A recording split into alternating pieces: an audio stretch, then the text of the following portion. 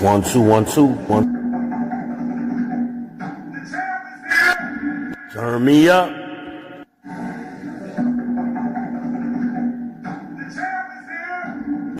Turn me up.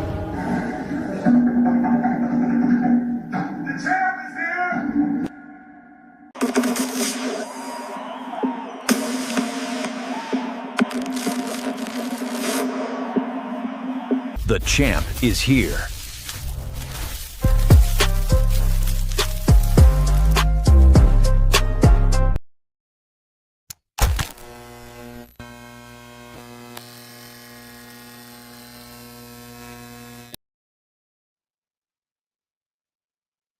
It's a wonderful day in the neighborhood. It's a wonderful day in the neighborhood. Will you be mine? Will you be mine? Won't you be my neighbor? Shalom, Israel. Shalom, you Negroes. Shout out to my trolls. Hope everybody's doing well today. It is July 30th, 2026. Throwback Thursday. We getting on a little freestyle session. I just felt like talking.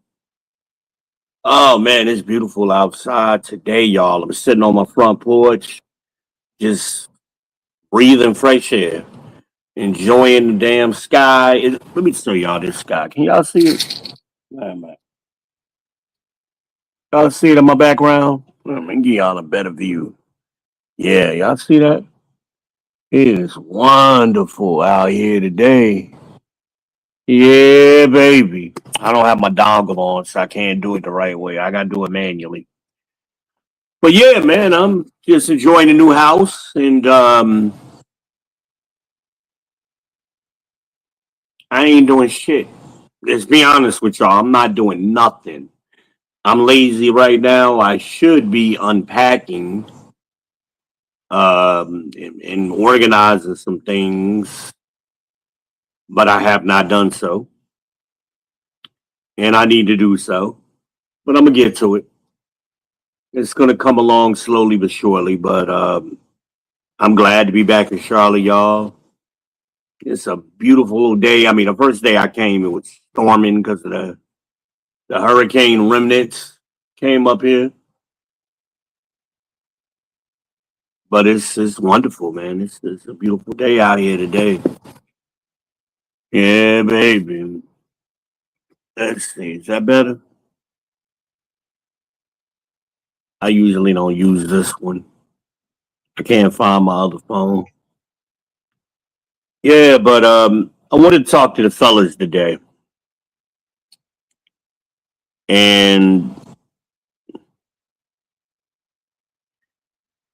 I think fellas, y'all try too hard to get people to like you or try to make people like you. How about you learn to like yourself?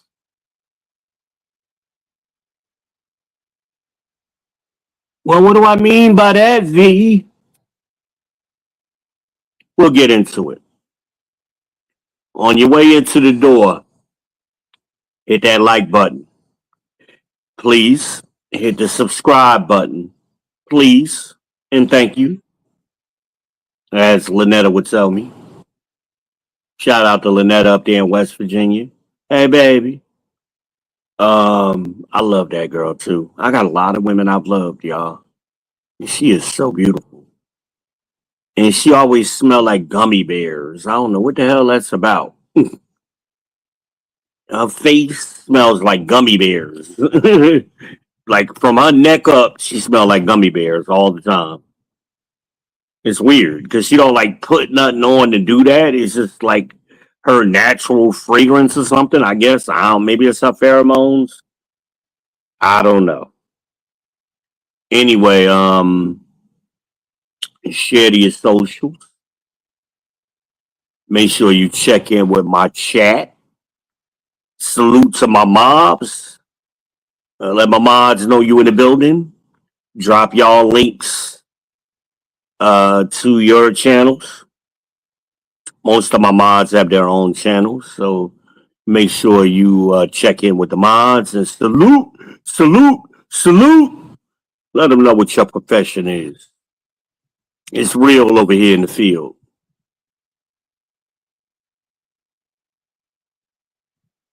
I am the Dark Knight. I am the Black Maga. I'm the Day Walker. I am the Shogun of Charlotte. I have returned.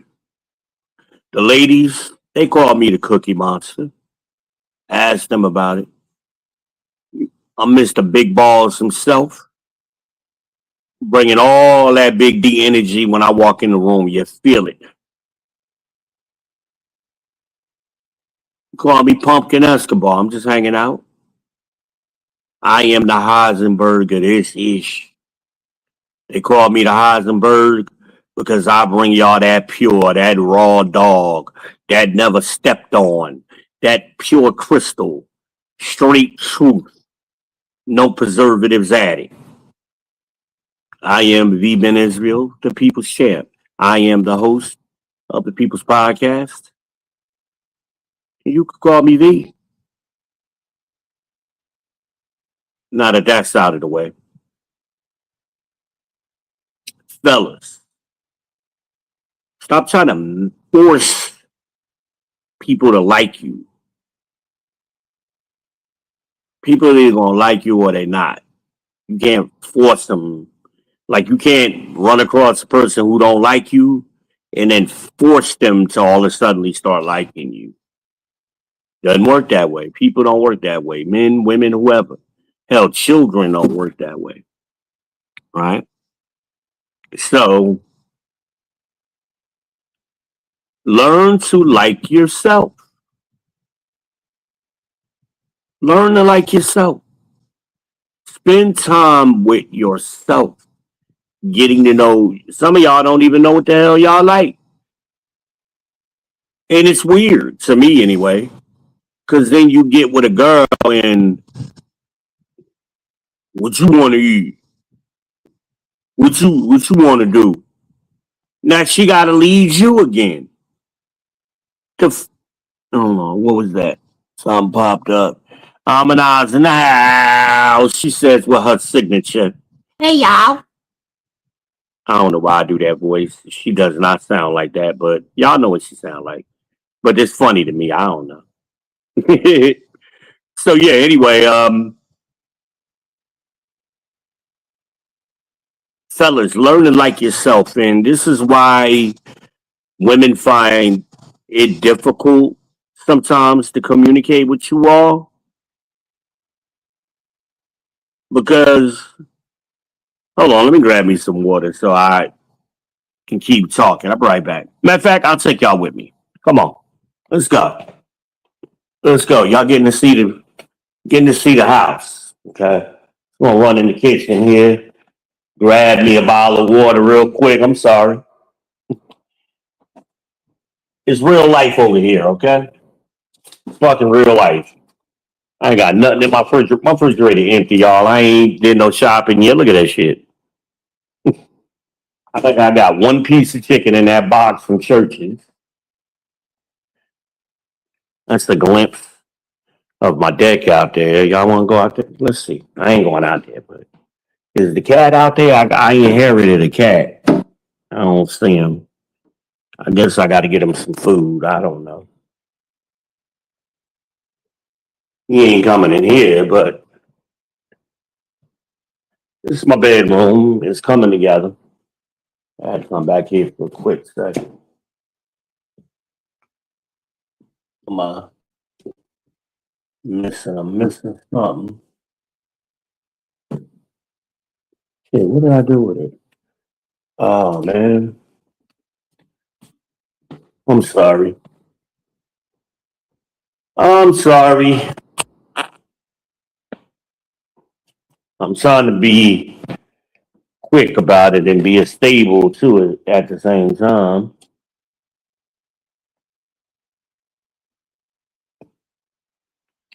This is my living room and dining area. Huh. The hell did I do with it? My keys. I don't know what I did. I don't know what I did. Grab my hat in case the sun come out. It's a wonderful day in the neighborhood. It's a wonderful day in the neighborhood. Will you be mine? Will you be mine? Won't you be my neighbor? Oh man.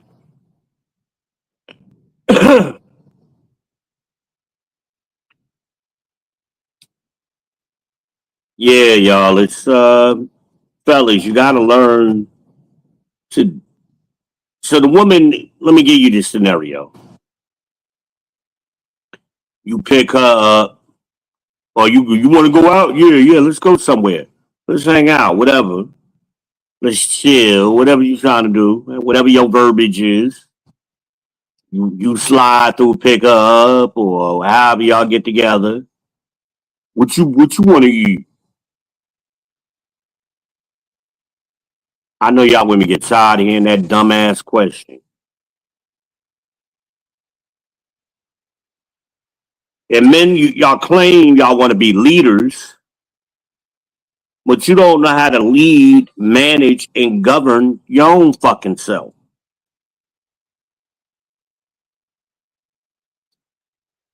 So where is she following you to? A woman told me recently, I'm not going to say her name, she knows who she is, but it was a profound statement, and I thought a lot about it. And women want you to give them the picture. Show me the destination we trying to get to. Because that's how women think. Am I the only one that knows this? What's that? Oh. That was ominous. I didn't pay attention to it.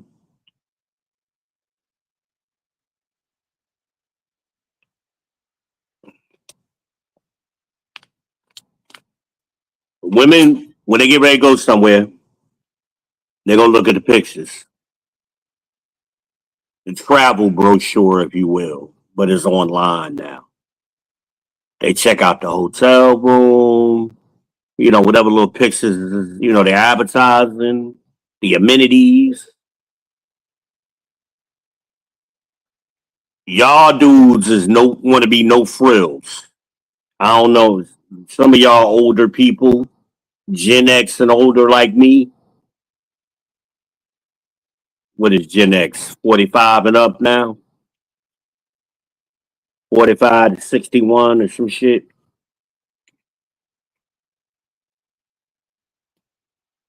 Y'all remember going in? I remember going in ShopRite as a kid, or Pathmark, showing my age.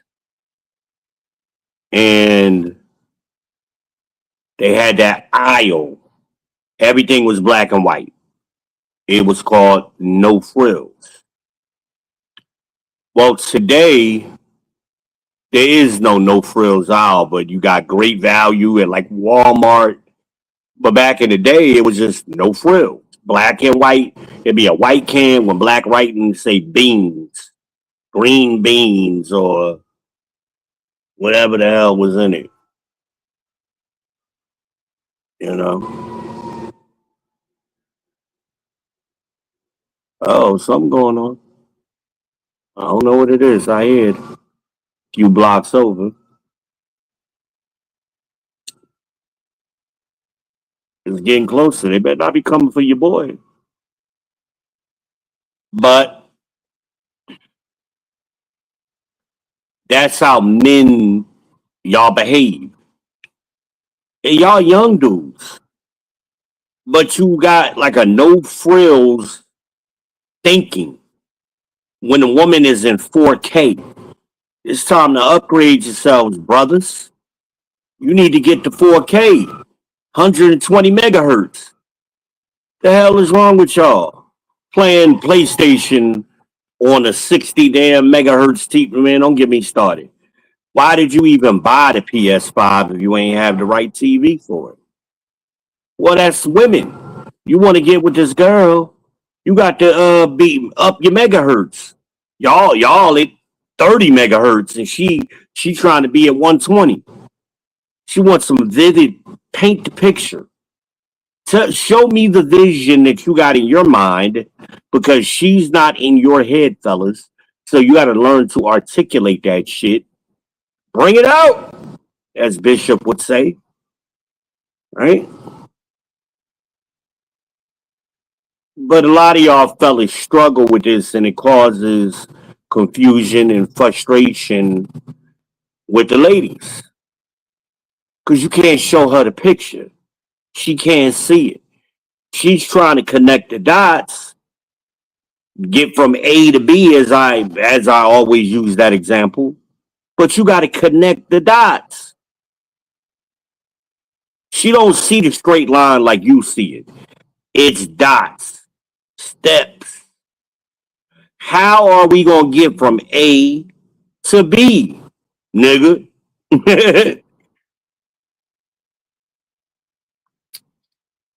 And I think a lot of y'all struggle with that. You and so using the going back to the date scenario, what you feel, what you want to eat. She expecting you to have all of that figured out before you even get to her. But because you guys don't like yourselves, you got some inner trauma, to use that word. You got some shit in here that you ain't fully dealt with, which is why you don't really like yourself. Because if you like yourself, you'll do things by yourself. How many men, raise your hands, how many men have gone out to a restaurant? And I mean I ain't mean just Burger King kind of shit or Show Mars, and you just, ooh, I want some Show Mars. But anyway, I ain't talking about that. You got dressed, went and got your hair cut, got your beard, tightened up. However you do, I wear mine natural.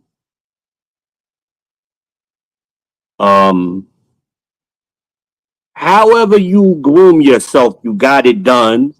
Hell, how many of you went to the barbershop and had them shampoo your hair?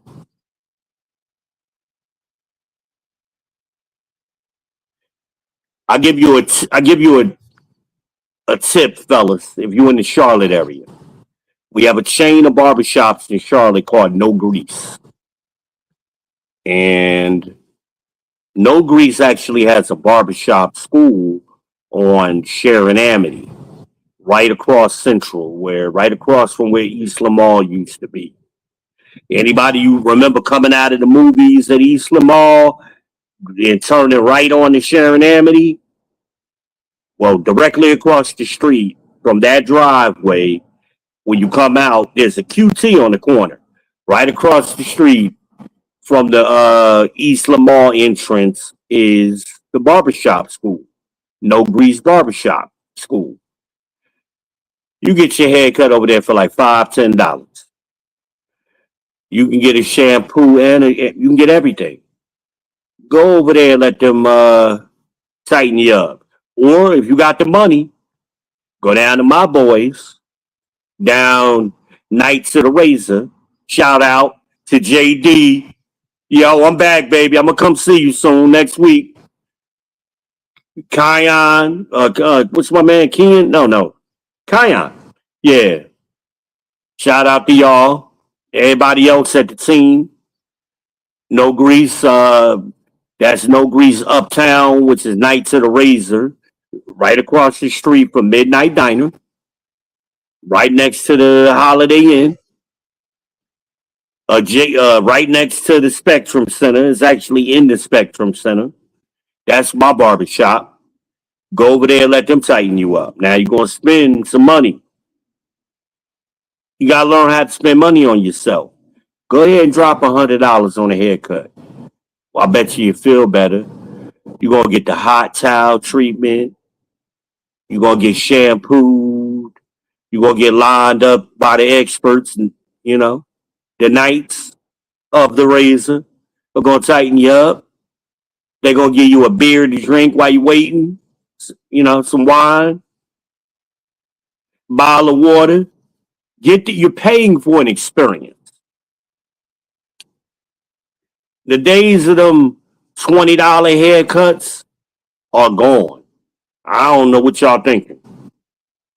You in the kitchen on the wooden table, on the wooden chair, letting your nephew line you up and shit. Man, go to the damn barbershop and pay the professional.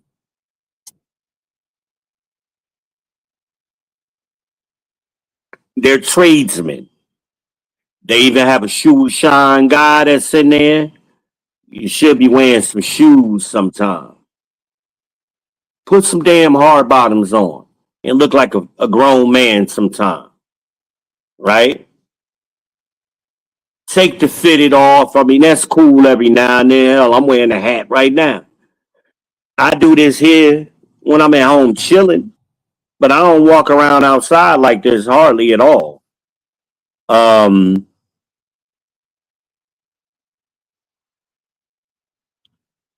So you got dressed, get you a nice shirt. You ain't got to go to the mall. You can go right on Amazon, order you a shirt. You know what I mean? Pair of pants if you need it, or some jeans. Right? Jeans are jeans. Go to Walmart, grab you some jeans. And this is all before you meet the woman. This is the day. I'm giving y'all the picture, the vision that women are looking for. So, you leaving the barbershop, smelling good. They don't put some beard balm up in your beard because you ain't got none. How many men got beard balm at home? It's time to get on your grown man. Put some beard balm up in your beard so it's shiny, not looking dull. Let me show y'all what I mean. Y'all don't understand. And I'm in the shade. Let me go in the sun. All right. Look at my hair. Don't my hair look good?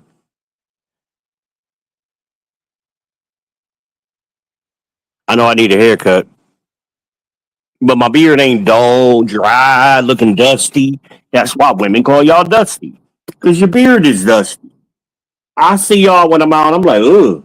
You ain't got no beard balm. You ain't ever comb your shit out. You ain't got a beard comb. How many of y'all got a wooden beard comb? If you've been following my podcast, I advertise this stuff. I give y'all links to this stuff. It ain't expensive. $5, get you two of them, two beard combs.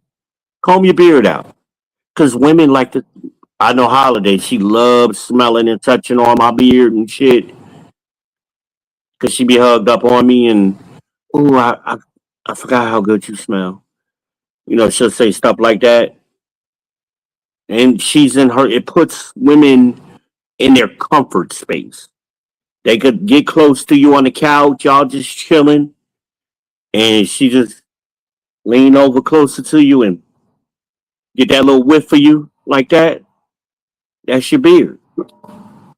Y'all ain't putting nothing in your beard. So I'm painting the picture, lady, you know who I'm talking to right now. This is what you asked for. Show me the vision, she said. I'm giving you the whole shit. This is what a man should do before he gets with you. I remember when I was working at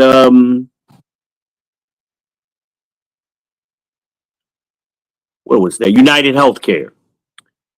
I had a great schedule. This is back. My barber was David. David got murdered here in Charlotte. Nicest guy ever, man. He was like did the Big Brother shit with the boys, and all kind. He was like heavily involved in the community. And he got murdered. Like, it was weird. It's unsolved. That happened up there in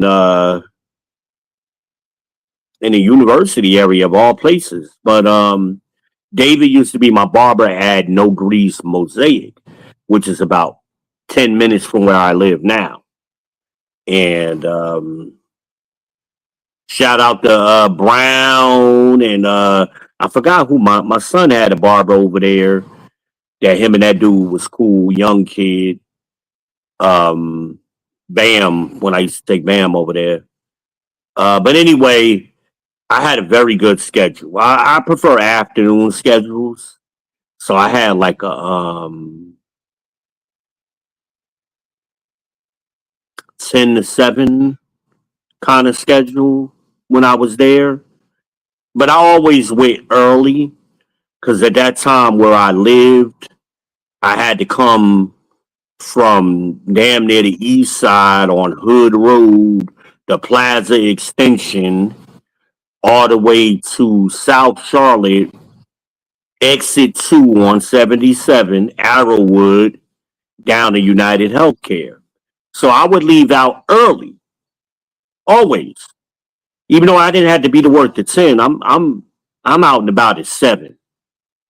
I'm going to get my car washed because I had the monthly subscription at Autobell, 25. I think it starts at $25 a month, unlimited car washes. They wash it for you. I had the $50 package because I wanted them to do everything. Vacuum it out, do my windows every day. I got a pet peeve about dirty windows. You know, I wanted the fragrance in there, the pina colada. I wanted all of that, or vanilla, whichever they had. So I go get my car washed. Then I go to the barber shop. No, I went to go get breakfast. No, let me paint it how I did it. No. I went to the barber shop first. No, it was too early for the barber shop. So I will go get my car washed. Then I will go get breakfast. I'm just chilling, enjoying myself. Then I would go to. I would always get a newspaper because I like reading the newspaper while I was waiting on my car to get done.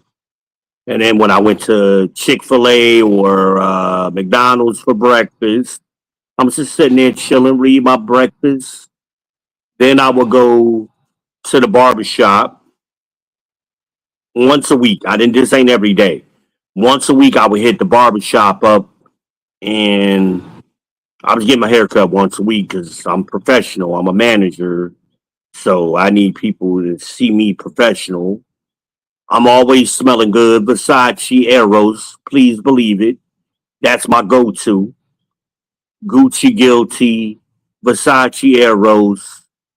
In the wintertime, it'll be Tom Ford Bitter Peach. I had that Forgotten Cherry I bought by accident. That's actually pretty good. I think I wore that yesterday. The girl gave me a compliment. She said, "Ooh, baby, you kind of smell like baby powder, but it smelled good."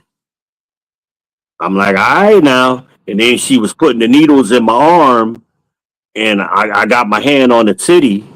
She's like, I'm sorry about the boobage. I said, baby, you ain't never got to apologize for putting your titty in my hand. Please, I love that. But anyway, get my hair cut once a week. Tight, sometimes you don't need a full haircut, but going in, let them line you up, tighten you up. $20. You can't drop $20 on your maintenance a week, fellas. That's $80 a month. Wow. Then I would just bump around until about 9:30. My car clean, and I would pull into the lot. Now back then it was a lot of pollen on the parking lot. So everybody car by the end of the shift would be covered in pollen, and theirs would be like green. And they just left it like that all the time. So then I pull in, my car glistening. My little BMW be glistening. I'm pulling in, music playing, you know. I got that grown man music playing, windows down, the top popped, the sunroof is open. I back on in, tires is glistening. I did my own tires. Like I don't like them doing my tires because I like using Black Magic. It just looked better to me. So I would let them wash my car and then I would do my own tires. Usually at McDonald's or Chick-fil-A, I'd be out there real quick, just tighten it up, and whatever little errands I had to run, I would get them done. That's why I always left early. And seeing the world, speaking to people. You see a pretty woman, y'all see me do that on here all the time. Oh, sister, I love your hair. Oh, baby, I love your dress. That's a gorgeous dress. Where you get that from? You know, just speaking. Hey, brother, how you doing, man? I always remember I did the whole series with the black fathers. I would be like, hey, can I take a picture of you and your son or your daughter? And I would always explain to them I'm a content creator and I do this because they always complain men don't take care of their kids. But here go all this evidence in real life. I may start doing that again, but make it a video series. But speak to people. Just speak. You ain't got to be trying to holler at the sister to give her a compliment. I like women, so it's hard for me not to be flirtatious. I have to be thinking about it because my natural self is very flirtatious. That's that big D energy, y'all. And but I just do it naturally. I got a little bit of something from my dad. My dad had unbelievable riz, if y'all want to call it that. My father was, oh, I ain't inherit none of half of that shit. I might have got like 10% of it. You know who got a lot of it? Imagine got it. Imagine has that riz. That from my father. And he was short as shit. My father was like 5'2". I'm like 5'7", 5'8". My father was like 5'2", little ass nigga, but I look just like him, right? He might have been a little darker than me, but he just rizzed like 24/7. He was just oozing riz. Right before he died, and I mean like the Thursday before he died on a Sunday. That Thursday, me and him went out, and we were looking at some apartments that he had got a bead on. So he put a deposit down on an apartment in Lake Norman, right on the lake. It was a beautiful, beautiful apartment complex. I'm like, Pop, you sure you want to be up here? He was like, I love it up here. I love it because he was moving from Durham. So he lived in an apartment complex similar to what I lived in.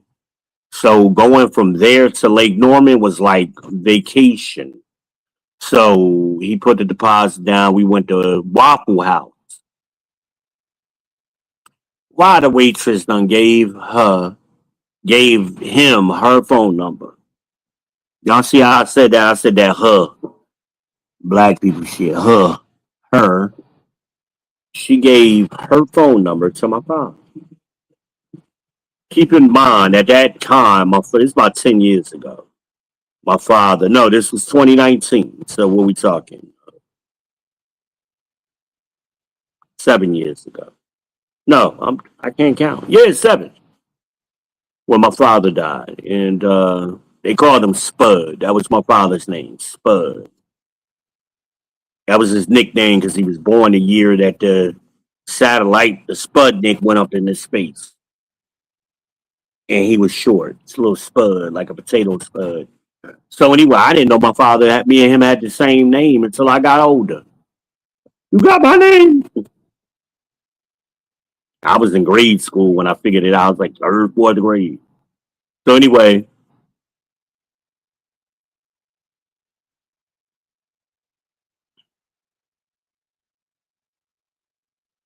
we just had a good time. We were just two men out. I never really spent a lot of time with my father. So that was one of the memories I have with him. One of the few. But it was an enjoyable thing. We were just two men out, all of this big D energy. I know they felt as soon as we walked up in that Waffle House. We wasn't trying. I mean, it's the pheromones. So anyway, we was out chilling.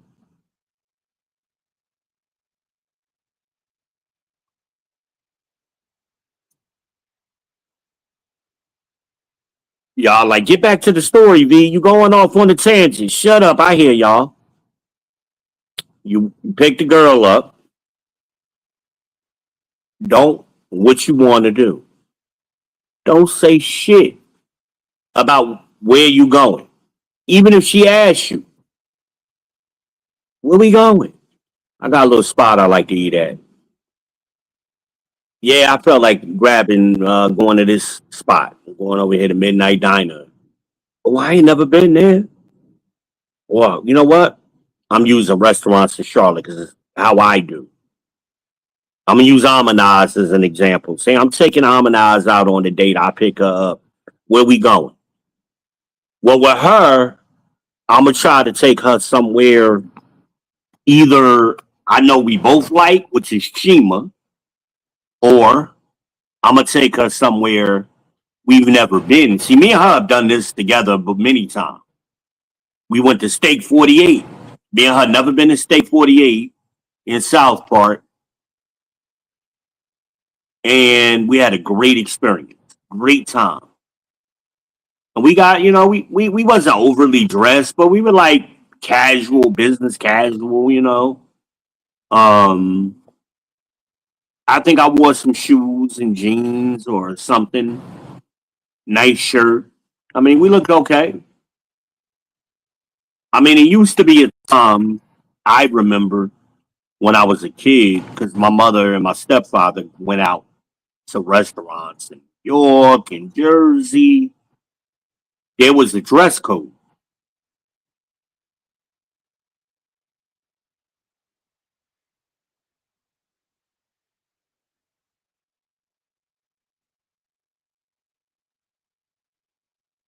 I be hearing things, y'all. I'm sorry. This house is empty still for the most part, so it'd be echoes.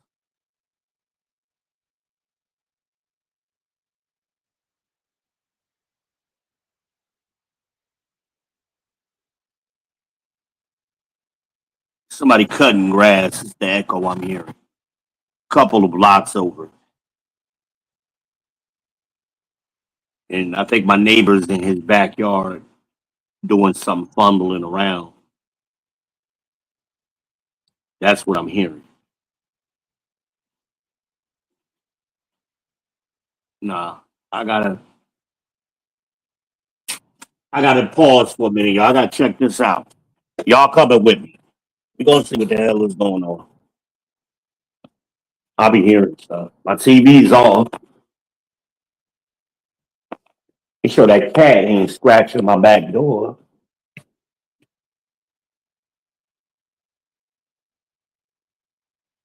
No, I don't see him. I don't see the kitty cat. He's black, of course, right? Black or gray or something. Remind me of my first cat. I had a cat that was called Claus. I called him, and he was dark. He was like a charcoal gray. So anyway, let's sit in here for a minute. Sit on the old couch for a minute. I got it in my den now. Y'all miss this couch, don't y'all? Y'all like my red couch. Wait till I seen an orange one I really like. Oh, it's a sectional on Amazon. And then I was like skeptical of buying them couches. But then my homegirl Joy showed me she got a living room set just like mine, or very similar to mine, and she got hers off of Amazon. And when it comes, it's like buying a mattress. You once you cut open that plastic, it expands. And she says, "Yeah, it's great." She's like, "It's a regular couch." I said, "Oh shit, man, you done sold me on it." I'm sold. Because I was like, "How they gonna get a couch here?" It was free delivery and everything. I was like, "Word." But believe it or not, this is my first time sitting in this room since I've been here. Because I don't have my TV in here yet, so I haven't. All I did was put the couch and my TV stand. I ain't been in here. I'm slack, y'all. See, I got this box of food. I gotta damn unload and shit. I'm gonna try to get that done today because I'm gonna try to put a meal together.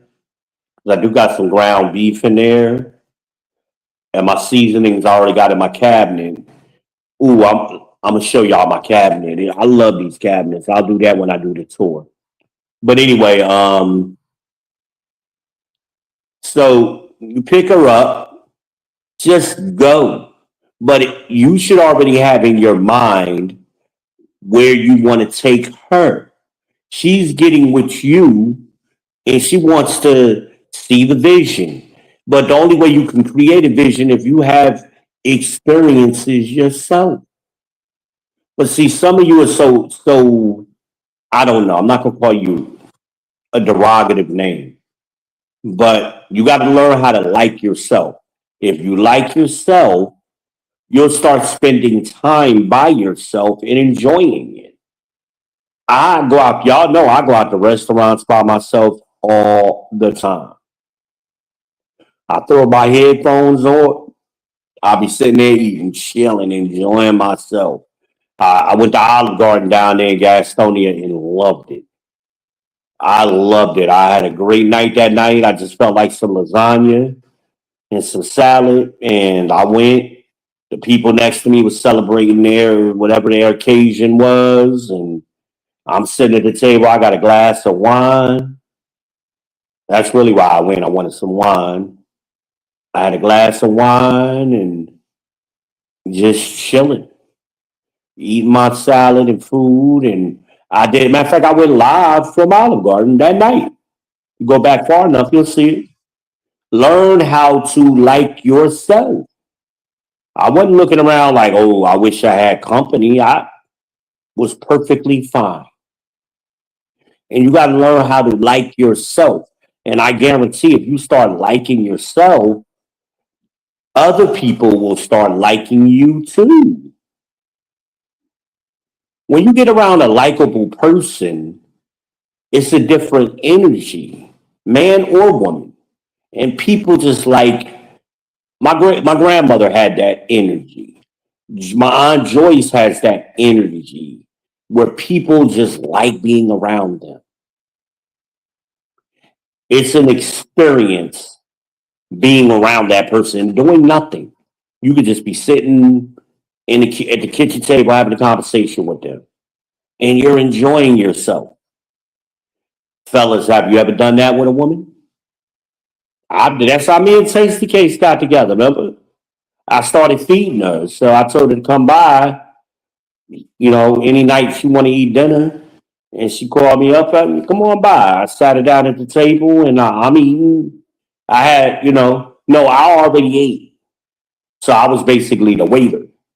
Sat her down at the kitchen table, gave her her plate, and but we're interacting, and she was just like the energy, I guess that my natural energy like was a thing for her. Like she liked it. It tickled the coochie. I don't know.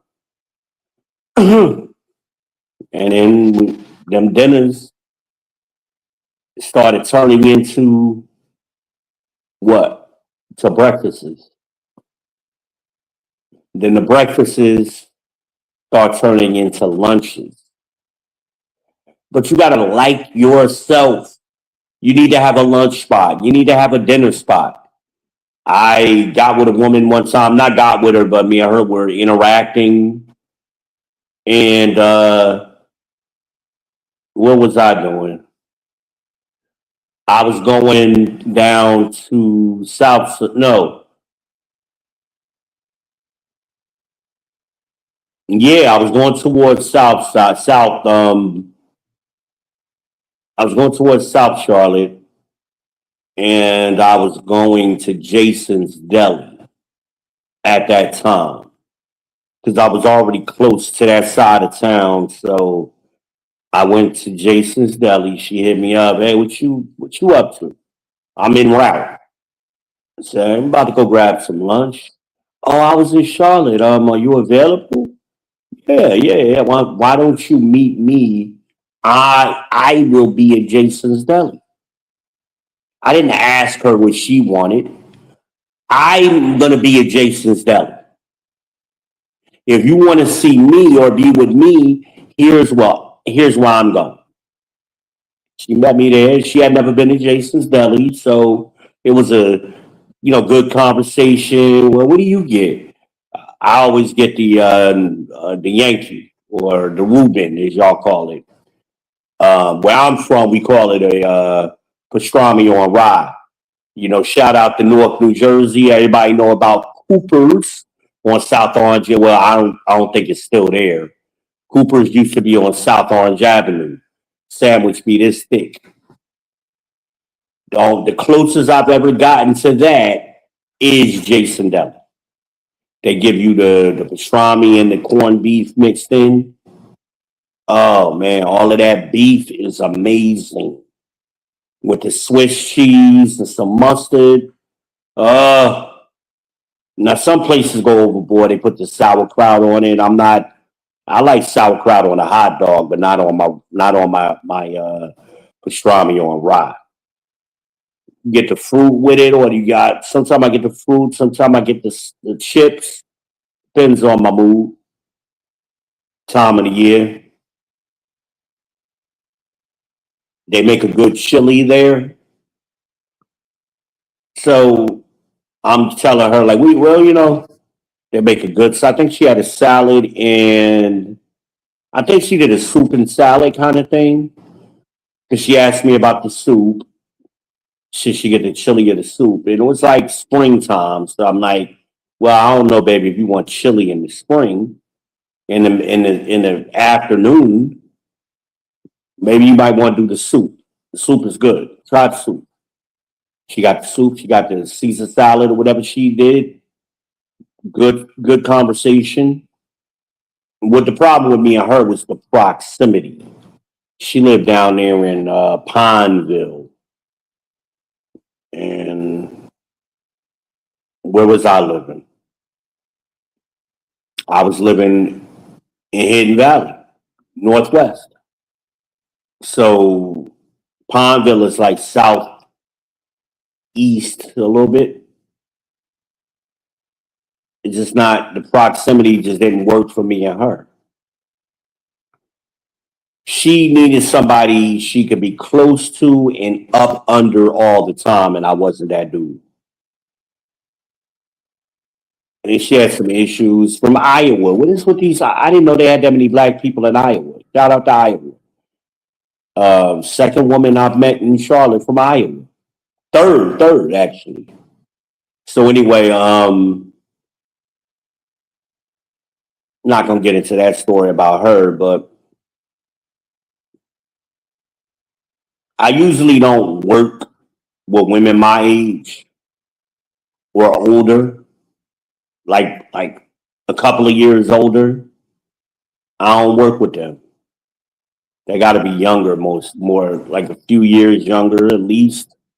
I don't know why. It's just always been like that. But I got exceptions to the rule, like Misha, my girl up in Jersey. She's older than me, but me and her went to school together. We've been friends all our lives. Um, you know, And when I say friends, I mean I know your mama, I know your daddy, I know your people. You know, this I ain't talking about no work friend. I let a bug in here, y'all. I left that door open. I don't know why I did that. I guess because I'm going back out there. But so now you taking her to your spot. Now, if here's the benefit of liking yourself. If you like yourself, you've been there multiple times. When I walk in the Midnight Diner, and I ain't been there in quite a while, I guarantee when I walk in, and I'll do the live, right? I'm gonna go live next time I go to Midnight Diner. And I'm gonna do it real. I don't want y'all to think I staged it. I'm gonna start recording when I get out the Uber, and I'm gonna do a walk up. And when I go there, they know me. I have regular waitresses. They ain't there all the time, but I got at least about 3 waitresses there that they all know me, and they know what I'm gonna order. All only difference I do, sometimes I get green beans, sometimes I get collard greens. But I get the same fried chicken and mashed potato platter with a side of macaroni and cheese. Sometimes I'll do an appetizer like a bowl of soup or a salad. You know, it just depends on my mood. But that's one of my spots. I'm a regular there. Same thing when me and Shank, I'll call her. We would go to Chili's and Applebee's in the university area all the time. And they call it the university because the University of North Carolina, Charlotte is there. And we had regular waitresses, waiters and waitresses. They knew us. Same thing at Golden Corral. My girl Kiki, that's my waitress. I know these people because I've been going to the same spot for years. Matter of fact, me and Shank stopped dealing with each other, and she had the nerve to take another dude to my Golden Corral.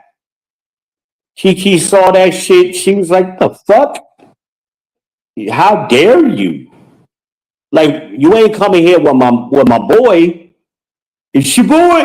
Y'all think I'll be playing about that?" Kiki, like, that's my boy. You gonna bring another dude up in his spot? Nah, she ain't like that shit. But when you like people, you get to know people. You know, you having like personal conversations, like real life. But that's the problem. Y'all be isolated and you don't like yourself. So you sitting in your house moping and frustrated and jerking off in your socks ass dudes and shit, crusty ass crunchy socks in your laundry basket. A woman asked me that one time, why her son's socks crunchy? She's like, is there some kind of spray I could get for his feet? I said, no, baby. Your son jerking off in his socks. She said, really? I don't want to know that. I said, that's what he doing. I'm a teach him how to wash his own clothes from now on. I said, that might be a good idea. Little boys is nasty. So anyway, now you in your spot and you're interacting back and forth. Mike was my waiter down to Olive Garden. Mike is from Bronx, New York. See how I know people? Excellent. He's an excellent waiter too. Down in Olive Garden, Gastonia. Took care of man. He took care of me one day. That day I was telling y'all I went live. When he brought my check to me, it's the screen now. I'm sorry. I'm like, yo, I don't think this is right. He's like, what's wrong? I said, that shit say $24. He's like, yeah. I hadn't been to Olive Garden by myself for so long, I forgot that's what it cost. All I got was a tour of Italy and a glass of wine, $24. But I was so used to taking women with me.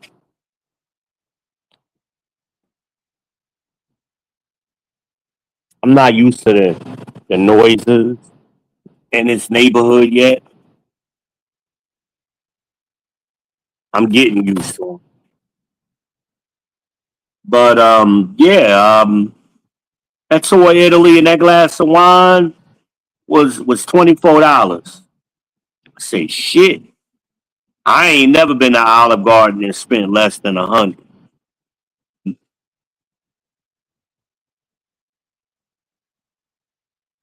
I think it's the door. It is the door.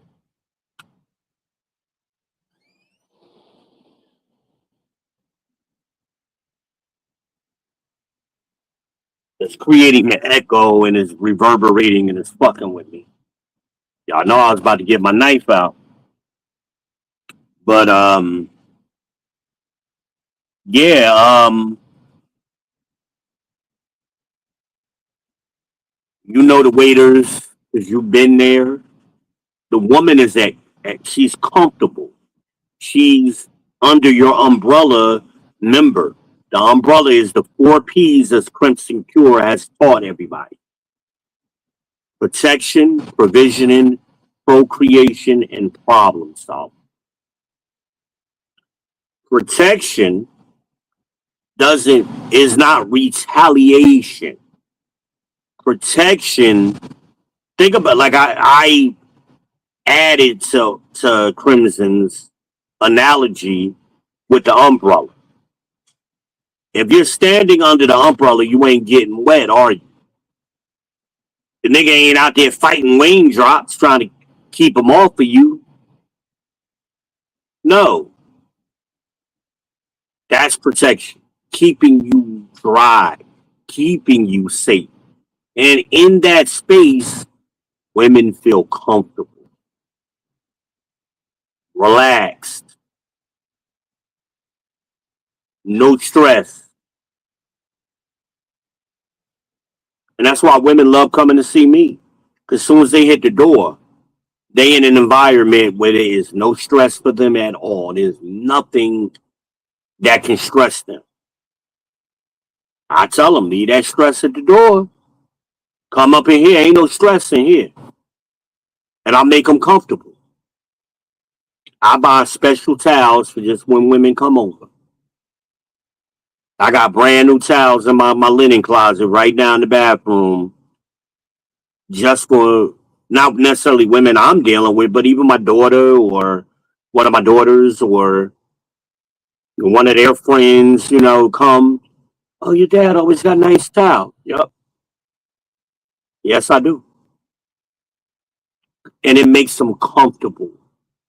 I got to bring my shower gels, all them shower gels I bought for Red. I still got them. I bought her a selection to choose from. It's like 6 of them. I keep them under the sink. So when in what do you call them? The scrunchies or whatever, the loofahs.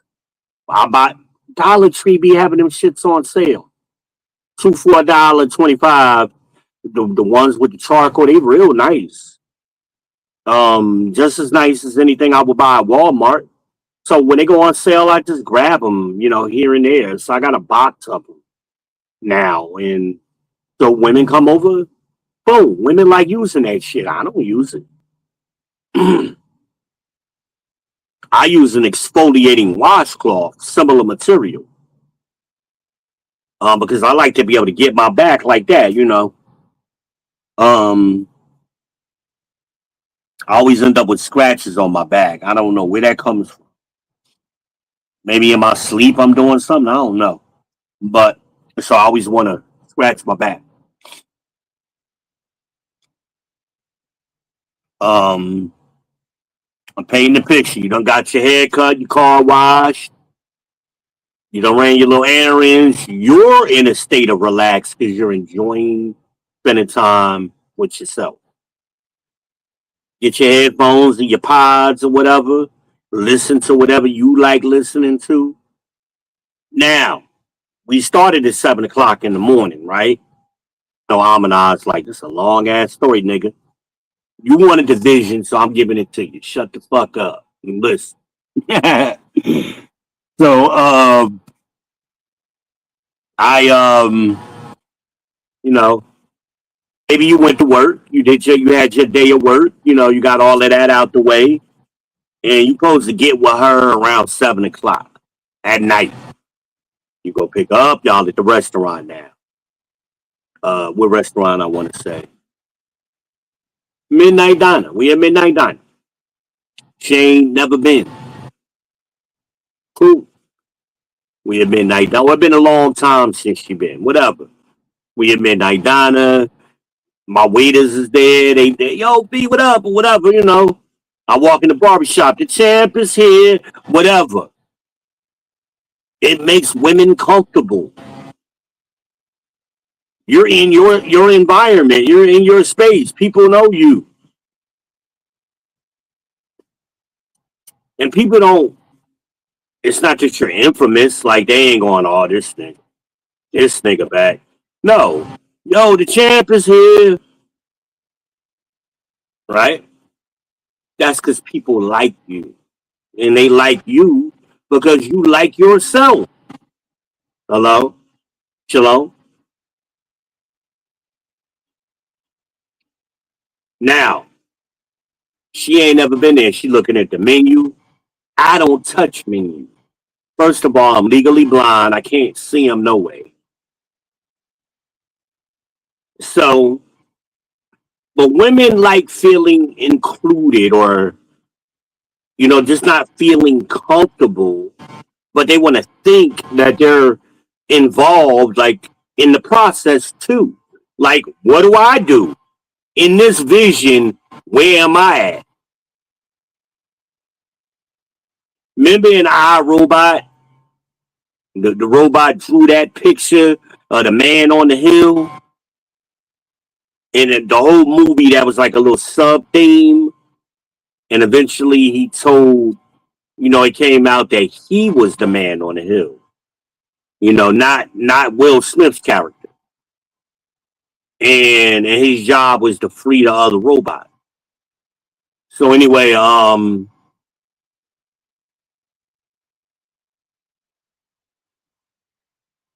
that's you gotta paint the picture. Women want to know where they at in that picture. Am I on the hill? Am I on the bottom of the hill? Where am I at in your vision, nigga? But you can't create a vision if you ain't never did nothing. You ain't got no life experience. Get out and experience the world. Some of y'all don't even know your neighbors.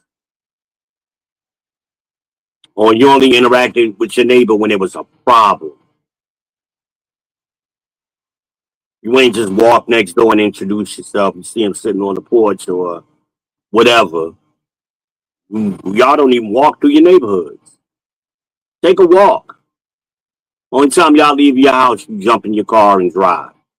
You ain't never walked your whole neighborhood or around the block.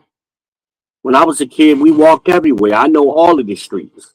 To this day. Bedford, Sanford, Bedford, Crawford, Telford. I don't know why them streets always had the Ford on the end of it, but that was like my neighborhood. Tremont, Elmwood, Central, South Orange Avenue is a grid. I knew my whole neighborhood. Y'all don't know shit. But you got women, and puts you. It changes who you are. When you start liking yourself, then other people start liking you too. If you don't like yourself, why would other people want to like you? You're a miserable person to be around. You don't do shit. I got an ass load of shit to do in this house. I got shit to do. I ain't thinking about chasing coochie. But men, you got men who always, it's always on. That hot now light is always on for them.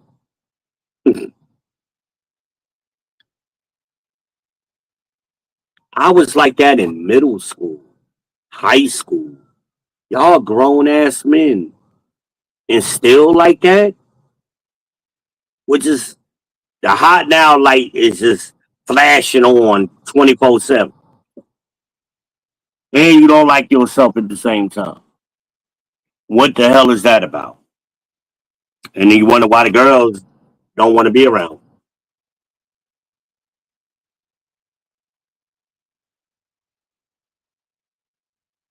So y'all at the restaurant.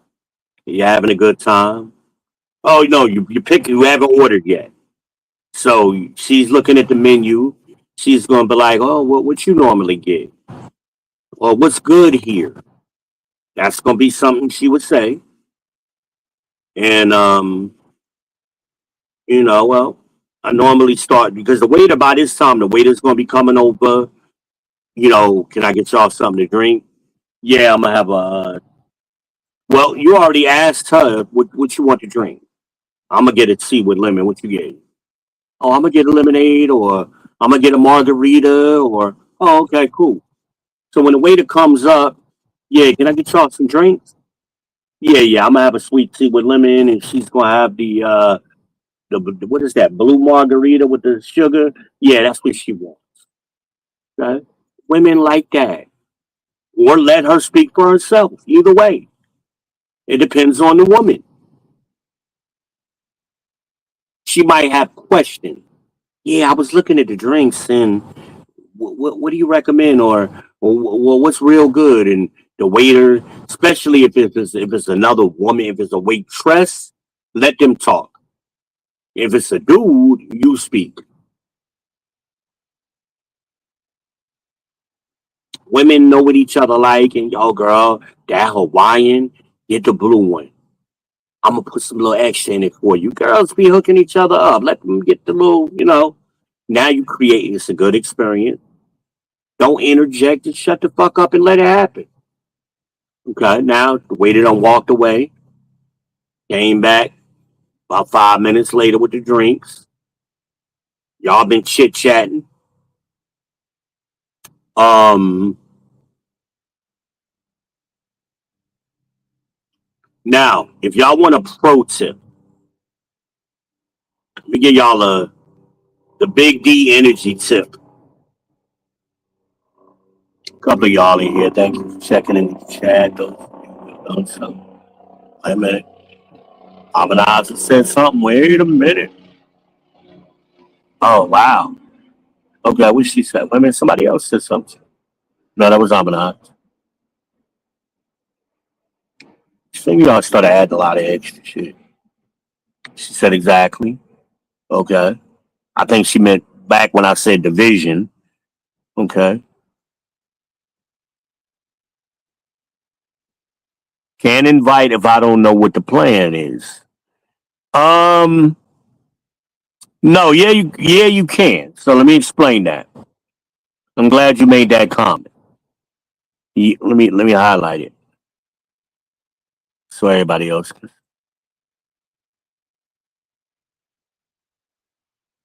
Okay.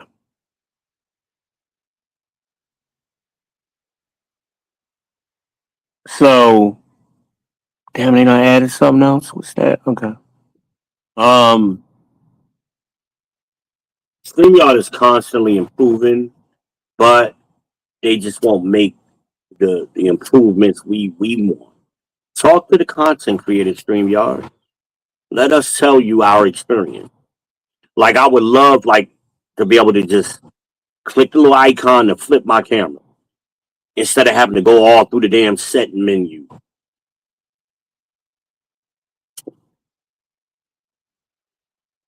The hell is that?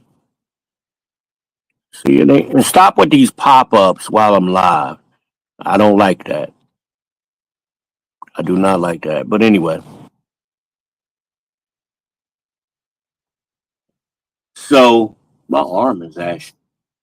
So I look like a dry ass Kit Kat right now. So anyway, I'm gonna respond to her question. You don't need to know the plan. You're wanting to know the plan because you don't have trust in him, right? You don't have faith in him.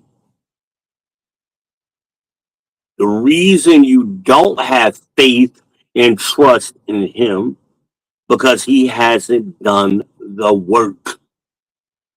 Ding, ding, ding. Y'all love that's a long way around the damn mountain. I've been talking about doing the work. 20 podcasts back. What did I say? Proverbs 24:27. The man got to do the work in the field. That's outside before he build up a house. Where the fuck is he inviting you if he ain't got a house? See what I'm saying? He got to do the work. He got to build it up. Build it up, build it up, build it up. A heart is a house of love. And I'm learning that it don't take much to build it up. I can't sing, y'all. But that shit hit me just now. Y'all know we all love the 5 heartbeats. We love ducking them. I told this dude, man, on Facebook, I grew up with him. We went to high school together, played ball together. I said, nigga, you looking like Duck. He thought I was insulting him. Robert Townsend is a nice looking guy. Nice hair. Like, how's that an insult?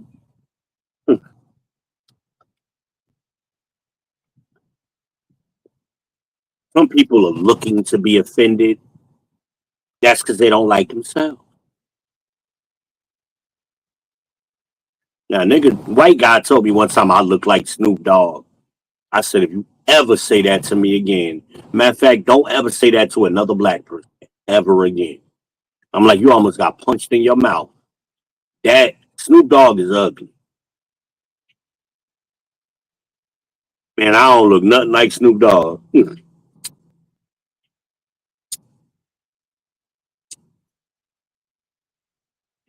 Snoop Dogg in the face look like one of them chihuahuas and shit. Look at a chihuahua and then look at a picture of Snoop Dogg and tell me you don't see it. Because once you see it, you can't unsee it. Somebody showed it to me one time.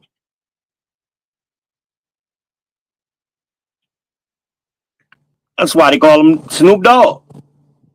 Snoop was a dog and dog.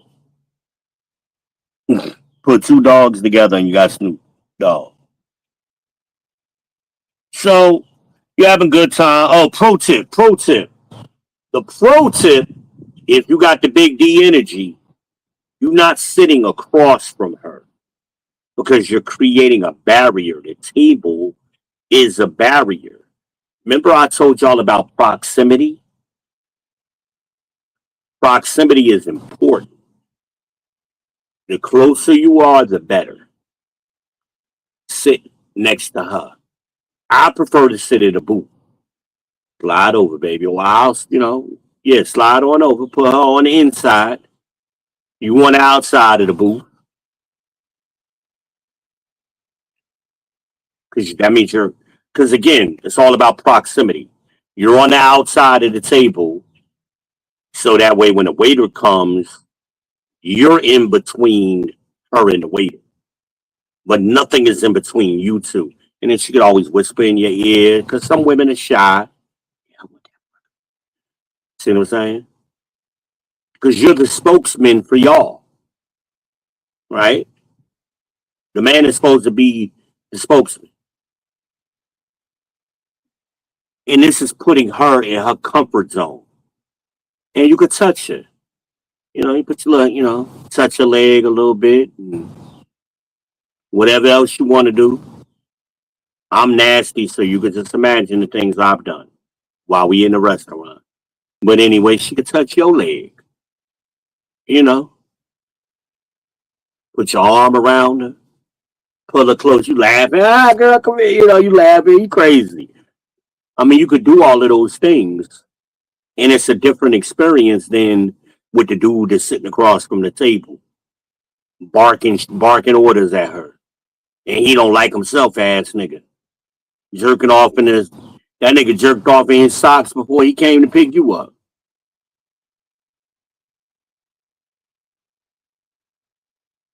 You could look at the menu together now. Hey, babe, you know I don't see well. I'm legally blind. Help me out. Now she's involved. He's thinking, okay, I got to function here.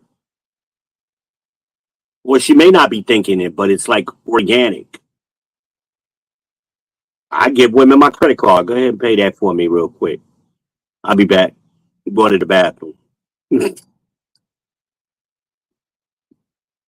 And now you get to see how he paying. Did he pay with a debit card, a Chime card, or did he pay with a credit card? MasterCard, Visa. I ain't got to discover, but some of y'all may. Amex. You got Amex now. He whipped out that Amex. That might be something to. I ain't saying that's like a green light, but I'm just saying let's keep an eye on that. It may, who name on the card? He may be front. Maybe he got his auntie card, his mama card. Man, I thought you said your name was Craig. This shit say Sean. Who's Sean? Oh, that's my brother card, man. He let me borrow his card. Now you got questions. Red, yellow flag, caution on the play, flag on the field. But when you're close together in proximity, you don't have that barrier of the table. Plus, you got more space. Your table, they can put the appetizer because I'm thinking about Applebee's. They bring the mozzarella sticks out, or Chili's. They bring the salsa and the chips out. They got space to put things. You make it easy on the waiter.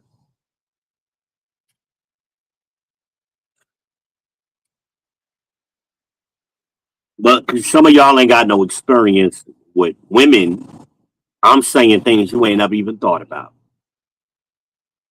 I'm a connoisseur. I love women. Hey, you hate women. No, I love women. I study y'all. I'm a connoisseur. I got a scale. I got to go pick up my scale from Amanad's house. I got a scale that will help you track your period. Hello? Fellas, you should be conscious of when your girl period is on. You should know that. I just know instinctively. I've been around women all my life, and I've always been in the house with 2, 3, 4, 5 women, and it's just a couple guys, me and my granddaddy, and a bunch of women. My cousin Tamika, my mama, my aunt Joyce was there, my grandmother. That's 4 women. Well, just me and my granddaddy. My house, my 2 daughters, my ex-wife. We had the baby mama there. Plus, the baby was a woman. That's 4.5 women. But I did have 2 sons, so it was kind of even. So that's 3 men with 4 women. But in women's periods, they sync up. For some reason, it just happens if they live together long enough. And I always I don't have it here because I'm just getting started here, but it'll be a box of tampons under my bathroom sink in the guest bathroom. Just in case. Women always forget that shit. I just keep them. And then I had a girl. Oh, you got a girl. Why you say that? All of this female stuff under your bathroom? I said because my daughter uses my bathroom. That was Red, matter of fact, when I first met Red. And I was like, yeah, imagine uses my bathroom. I don't know why. Always has. And Even when there's another bathroom available, she'll come use my bathroom. And I guess she's uninterrupted. She can do her hair and makeup and shit in peace. Ain't nobody bothering her ass. So I don't know. I'm gonna have to ask her about that. Maybe she and I go live. That'd be interesting. Just me and her live together in person.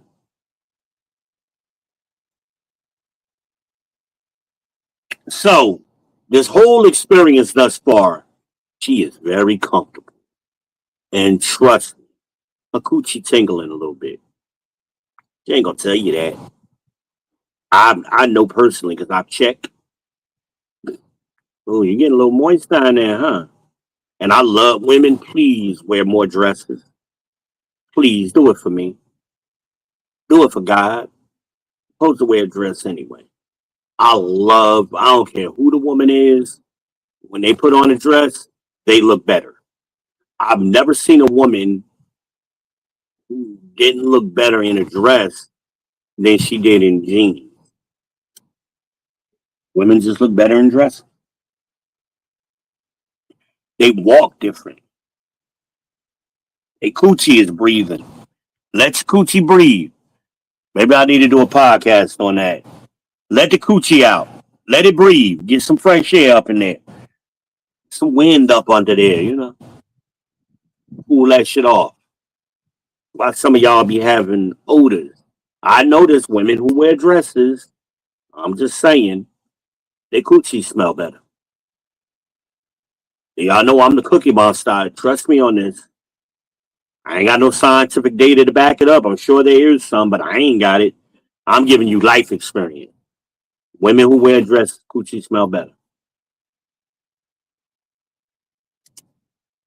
And by better, I mean no odor. Or if they got an odor, it's like tasty cakes. That shit smell like cupcakes and crimpets and shit all the fucking time. I don't know if she was diabetic and that sugar was coming out, coming back in the house. So that chair was getting uncomfortable. I'm a freestyle a dinner today. I don't know what the hell I got, but I'm eating something. I got some ground beef in there. I think I got some onions, I hope. I got some beans.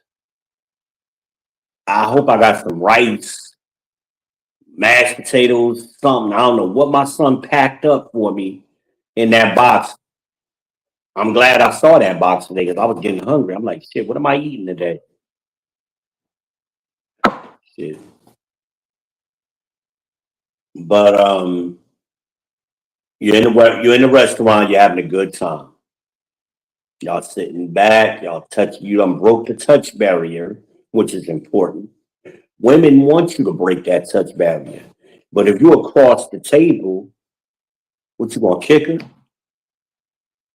No, sit next to her.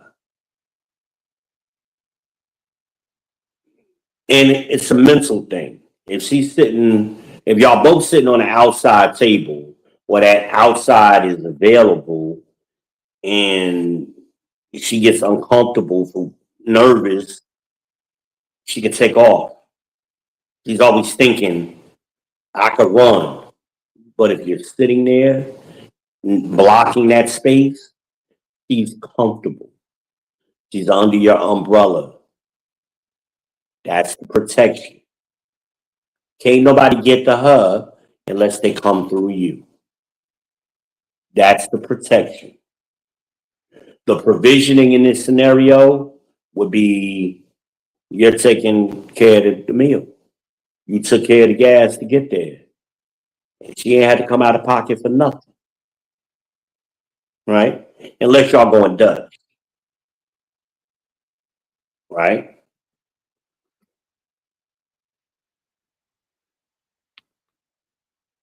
Am I painting this picture? Is the vision clear?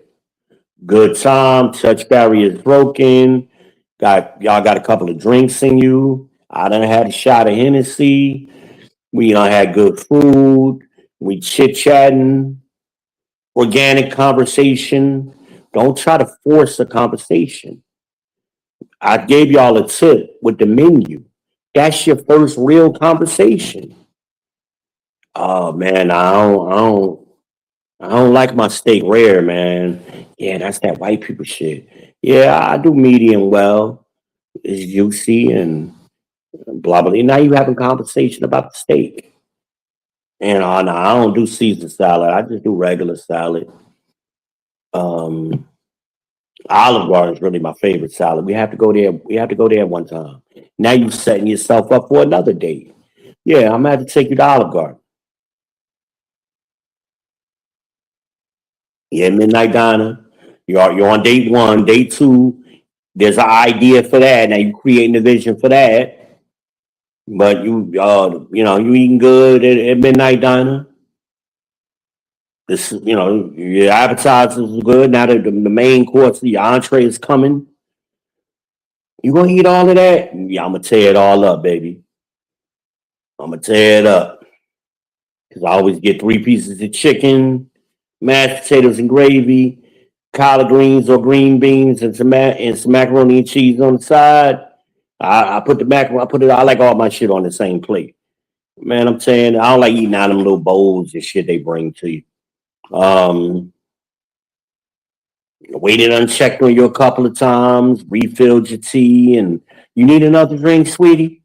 Now, girls talk to each other. You're having a good experience, and this is important. The first experience, what do they say? Is you don't get a second chance to make a first impression. So you got to make sure you're looking good. You're not over. Don't overdo it where you look sculpted. I don't like that. I'm natural, but some dudes do that sculpted look. It depends on the woman. Like my Aunt Joyce likes men like that, sculpted.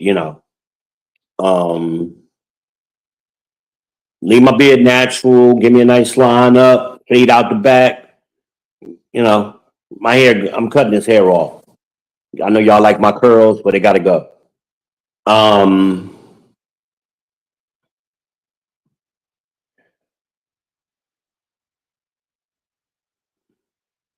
Maybe you get dessert.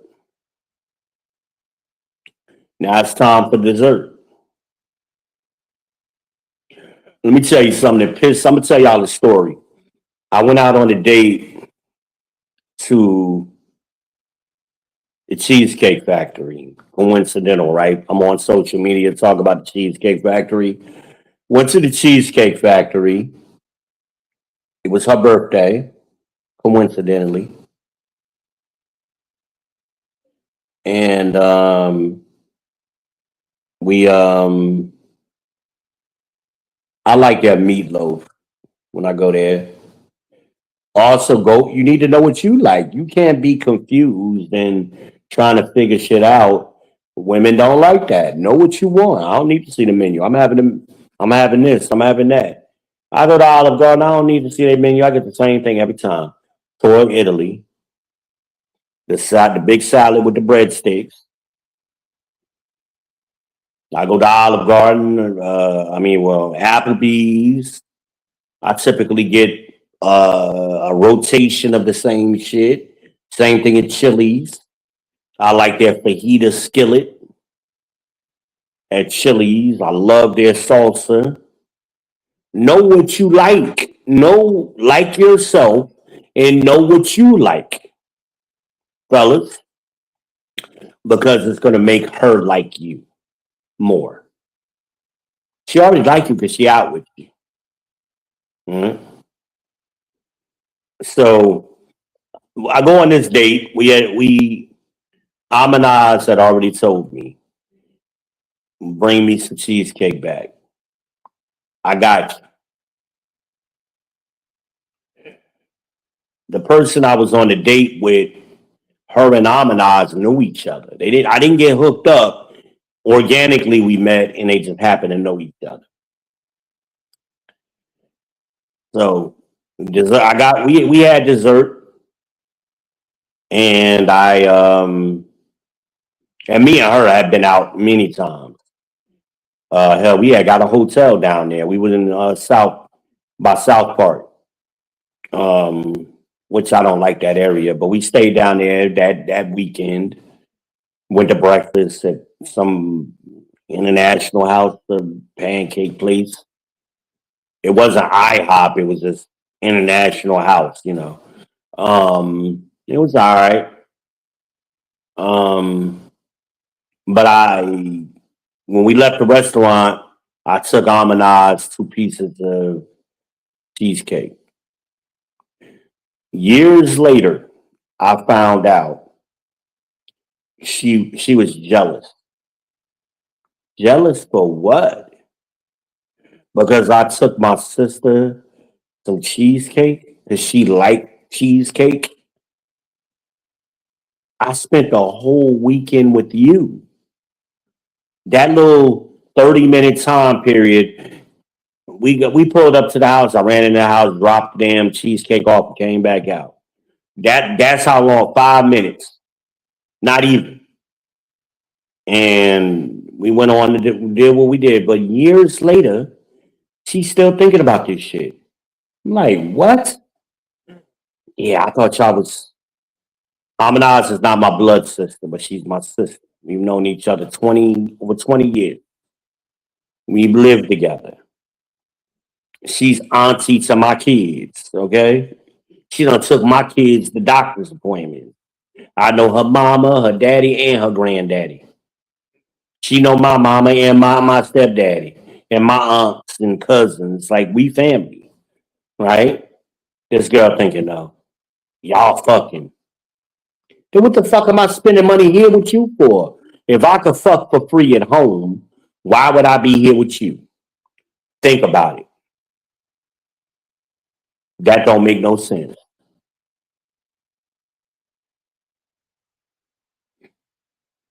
It makes no sense whatsoever. I know I can get your coochie. I done had your coochie many times. Why would I spend this money to get your coochie again? Do that make sense? No, I was trying to. We having a good time. I I don't celebrate birthdays. I'm an Israelite, so it just happened to be her birthday. Okay, we out. It's your birthday. Cool. It's your birthday. It's your birthday. Yeah, whatever. But we out having a good time. I'm just not gonna say happy birthday to you. Sorry, I'm not getting you a birthday cake. You can get this cheesecake. You ain't getting a birthday cake. Maybe they got a candle they'll put on it for you. But whatever, we had a great time. But years later, she's still thinking about this shit and jealous of a woman that she got her own shit going on. I'm here with you. Me and this woman seen each other 3 times a week minimum for years. Why? Why? What reason would you have? What more can I do? And I ask that question to people all the time. What comes after everything? Think about it. What comes after everything? Once you've done everything, what more can you do? What's left to do? Nothing. So you got to get in your mind. This is for the ladies and the men. Once you've done everything you can do, there's no more you can do. Some people just ain't never gonna be satisfied, or they ain't for you, and you got to come to that realization. I done did everything. Everything is in position for you, and you still hesitant or whatever. You got issues, whatever. I like myself. That's why I'm over here talking to y'all right now. I ain't chasing no women. If they want to be here, they will be here. We're trying to get here. I ain't chasing nobody. Now, that doesn't mean I'm not going to put effort in it. I put all the effort in the world, and especially when a woman is showing me effort. What did I tell y'all before? Willingness. What are you willing and eager to do for me? That's how I treat you. Here, I'm willing and eager to do things for you. Some things I might can't do, but the things I can do, I'm willing and eager to do them. And I want that energy. I don't want to have to connive with you or force you or manipulate you to doing anything for me. I want you to be willing and eager to do things for me as I am for you.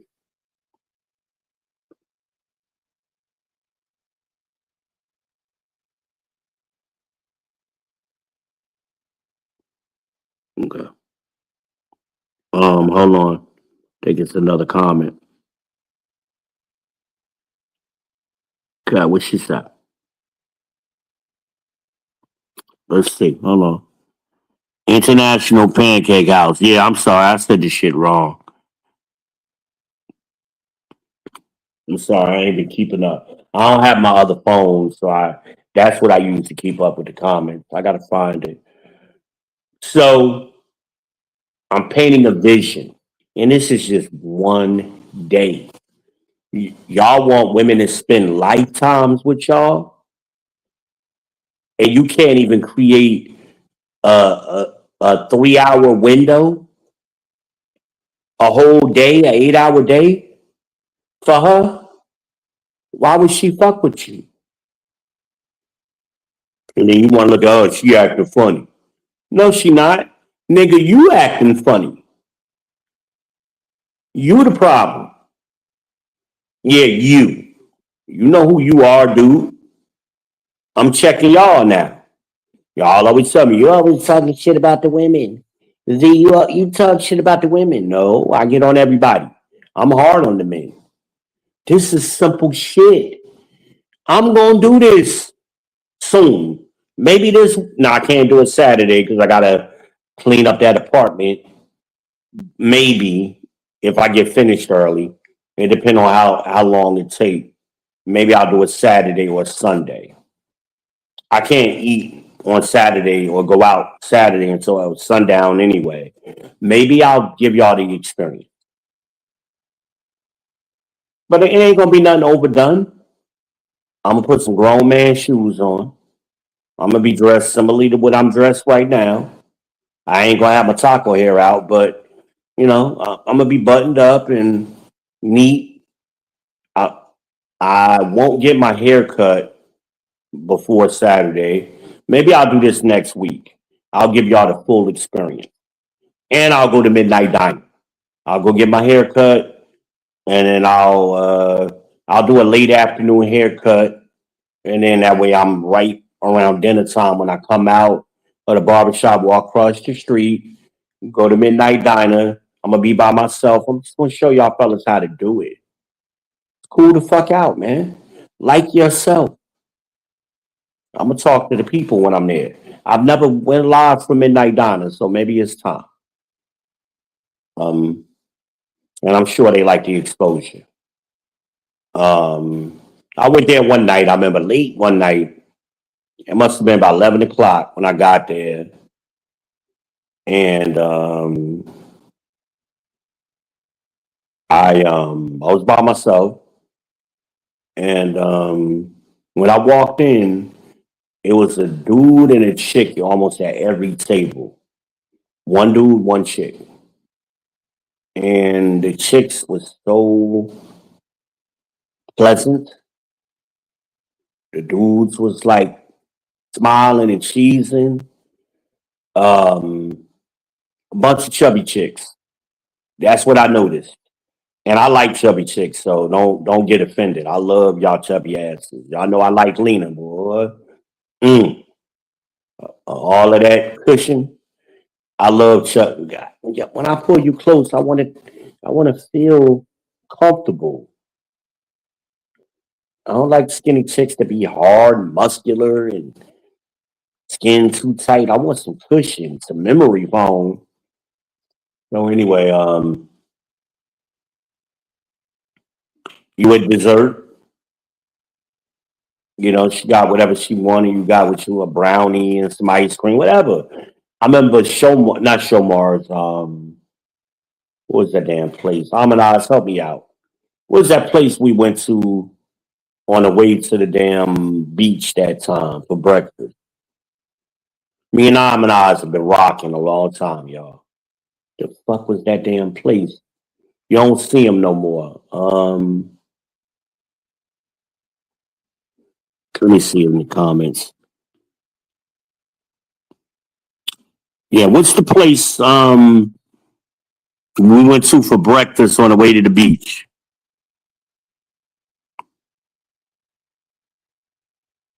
Shoney's, yes, yes.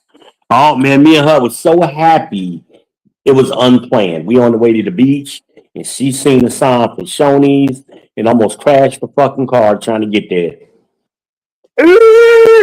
Nah, she wasn't that bad, but man, oh, that was in Columbia, South Carolina, um, right off the 77, and we had a wonderful breakfast experience. We interacting with people. We having a good time. All of the big D energy is in the house. And then we went to the beach and chilled the fuck out. She couldn't believe it. I slept. I went and got in the water, dipped in the water, came back out, got under the umbrella, and nodded the fuck out. We're gonna have to go to the beach. I don't know. You're gonna have to get a rental car or something. I don't know. We're gonna have to go to the beach. You need to make that happen. Just tell me what I need to do. I'd like to go to the beach, ma'am. And we went to the Isle of the Palms. I had never been there. Wonderful experience. It was a chill beach. It wasn't too many us there. Enough of us, but not too many. And the music was playing. That's why when I came back from that trip, I bought this Bluetooth speaker just in case we go again because it's waterproof and all of that kind of stuff. Yeah, we were just sitting on the beach listening to the music. Harmonize dipped in the water. We both took turns dipping in the water, and I took some naps. We had a wonderful time, just me and her. I don't even think we was talking that much. Like, shut the fuck up, let me enjoy this shit. I think that's what she said to me, but she ain't really say it. But I heard it, but she ain't say it. Y'all know what I mean. So anyway, but y'all gotta learn to like yourself and do things you like to do. But y'all always try to make things a big thing, a big trip, and you trying to sell her on the idea of this trip, but ain't no detail. You ain't never been there, so ain't no real life details coming out in the trip that she can understand in her language. I'm sorry, this couch is way bigger than the other couch, the red couch. I gotta plug in. Just y'all know I always forget. Wait a minute, let's check the comments. All right, Shoney's was last. Okay, but you gotta play the picture, fellas. She need the picture, but you gotta get some experience so you can paint the picture. Y'all trying to paint without paint. The paint itself, the different colors, that's your experience. And when you put it on a canvas, she can see the memory of the vision that you're trying to paint. But y'all try to just say shit because you heard somebody say trip. You ain't even a travel person. Most of these women travel more than you.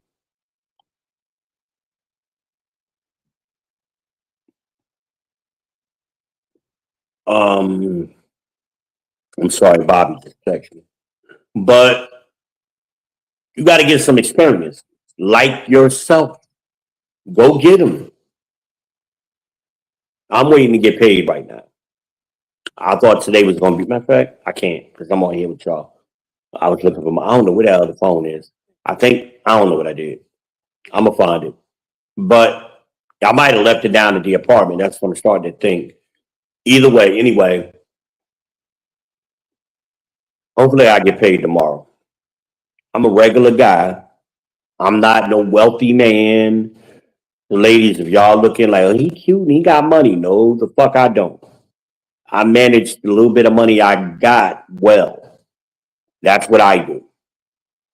But I'm a regular guy. I've always been a regular guy. I'm the people's champ. I'm part of the people. So on using Kevin's scale, I am not one of them 7, 8, or 9 dudes. Well, there is no 7. I'm not an 8, 9, or 10 dude. I'm a 6. I'm slightly above average. That's what I am. That's my comfort zone. Um, and women are comfortable with me.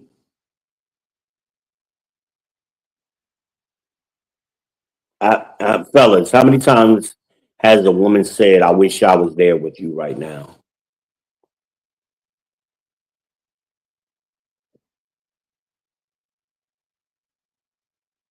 And if a woman comes to see you, and I ain't talking about the same town, some distance to come see you, she likes you. So, what did you do to prepare for her visit?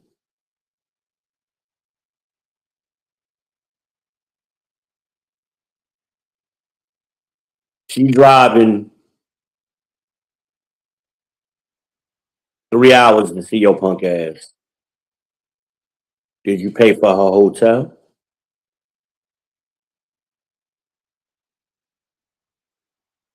You know, you stayed with her at the hotel. Did you get up that morning and fill up her gas tank for her?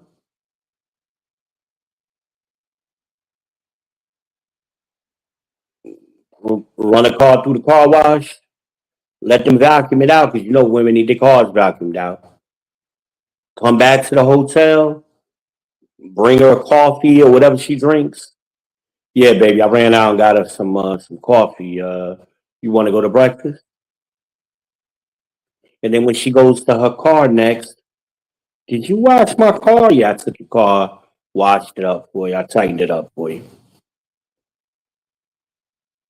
Different experience, ain't it? Some of y'all women like, damn, I ain't never had no nigga. Yes. Me and my ex-wife got into an argument one time.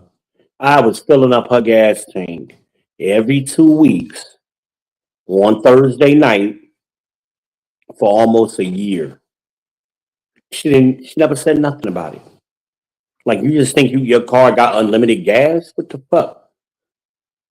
She had a Honda Odyssey. I bought a Honda Odyssey.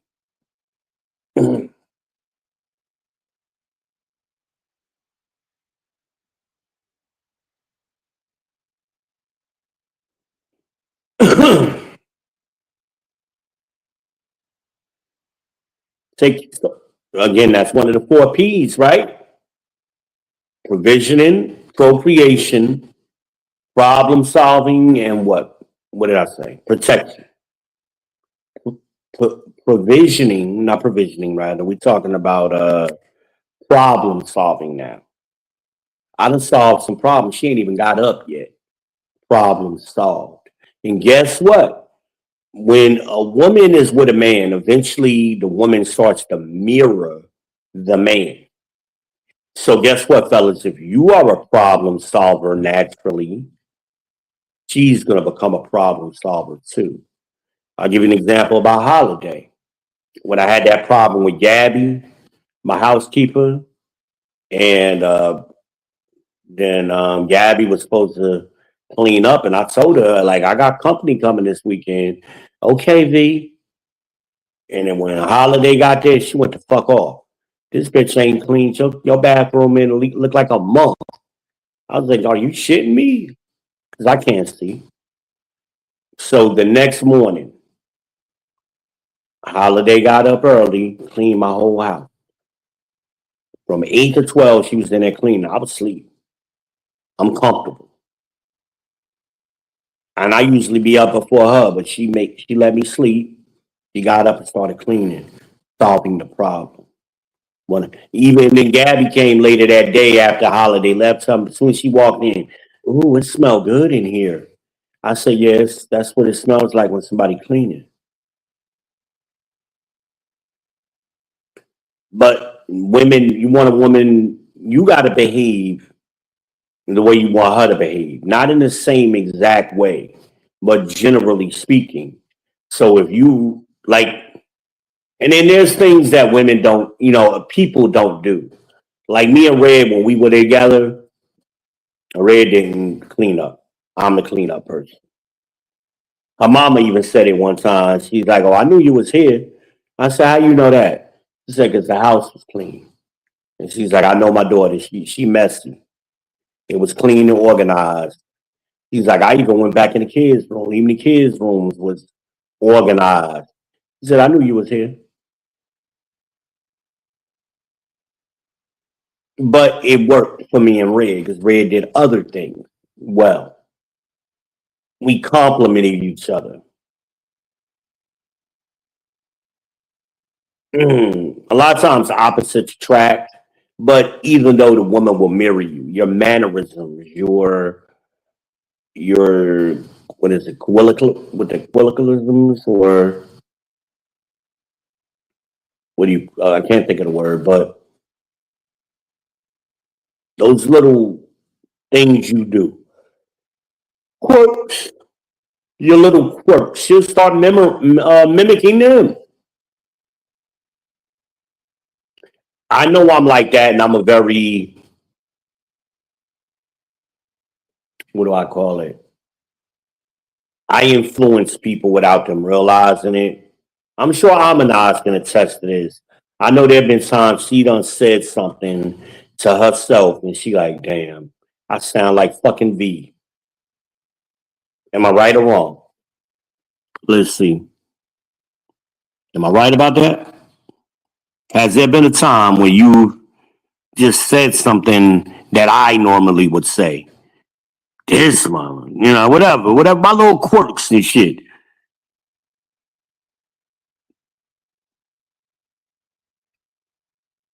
Yep, she said, yeah. Because, I mean, it's just what it is. That's what men are supposed to do. Even my ex-wife to this day does things like I do. And she don't even realize it. She don't give me no credit for the shit. I met her when she was 17. She's 44 now. She spent most of her life around me. So yeah.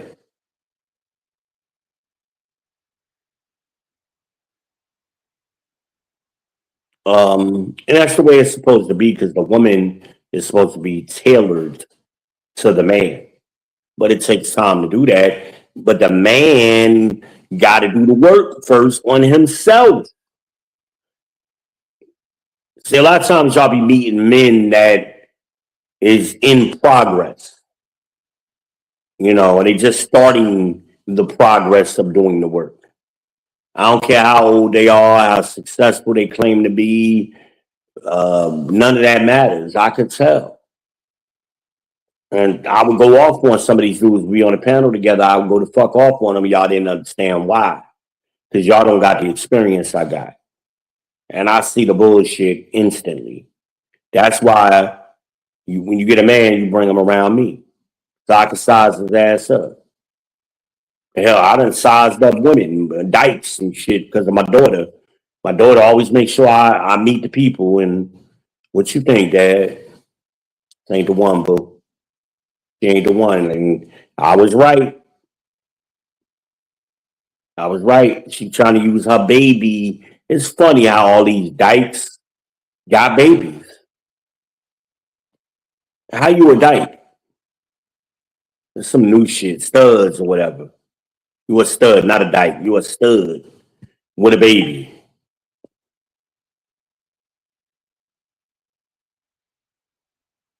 Damn, just text me. So I don't know. I mean, that's weird to me, but I noticed with the girl, her last girlfriend, they butted heads all the time. The problem, I told them their problem. The biggest problem they had, they both wanted to be right all the time. And you can't. It don't work that way. You got to be wrong sometimes, even when you're right.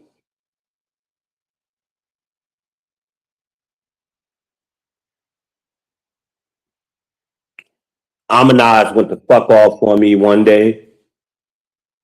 I don't know. I think it was a smell in the kitchen. She was mad at me.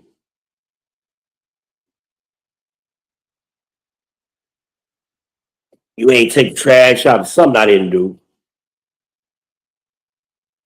but it wasn't even time. Like it was like against my normal schedule. But I just went ahead and took the trash out early. I took all the fucking trash out of the house. Oh, you want the trash? Take it out, nigga. I'm gonna take all this fucking trash out. I went through every room, grabbing every damn wastebasket, emptying the fuck out of shit. I okay, but I ain't create the conflict with her. First of all, it was her house. She gonna be right more than wrong in her house. But second of all, I'm concerned about our relationship. Like I'm gonna fuck up our relationship over fucking trash. No, I just took that shit out. Then she came to me the next day. She was like, I found what that smell was. My bad. I was sitting on the steps when she came out there. She's like, she really gave me a sincere apology because she really went the fuck off on me. I was like, and I ate it. I just ate that shit right on the chin. I'm taking it all. But the next day, I'm sitting on the porch, and she came out there on the steps, and she came out there and was like, "Yeah, I found it. It was me, my fault." But that was the problem with Imagine and her girlfriend. They both had to be right all the time. And that's why lesbian relationships don't last because of that reason. Because see, women are used to getting their way with men, but now you got two women doing that shit to each other. It don't work. When I remember when I worked at McDonald's, I would go in stores where the women got catty and they shooting vibes at each other. I'm like, what the fuck is happening in here? And it was affecting the business. Always did. So slowly but surely, when I took over like a district, I swapped out my managers. That's what I'm talking about. I'm talking about managers, not workers. And I try to break up the female dominant stores and mix them in with some men because they were good managers. It was just that catty shit. And, I got to separate these two anyway because they ain't never going to get along.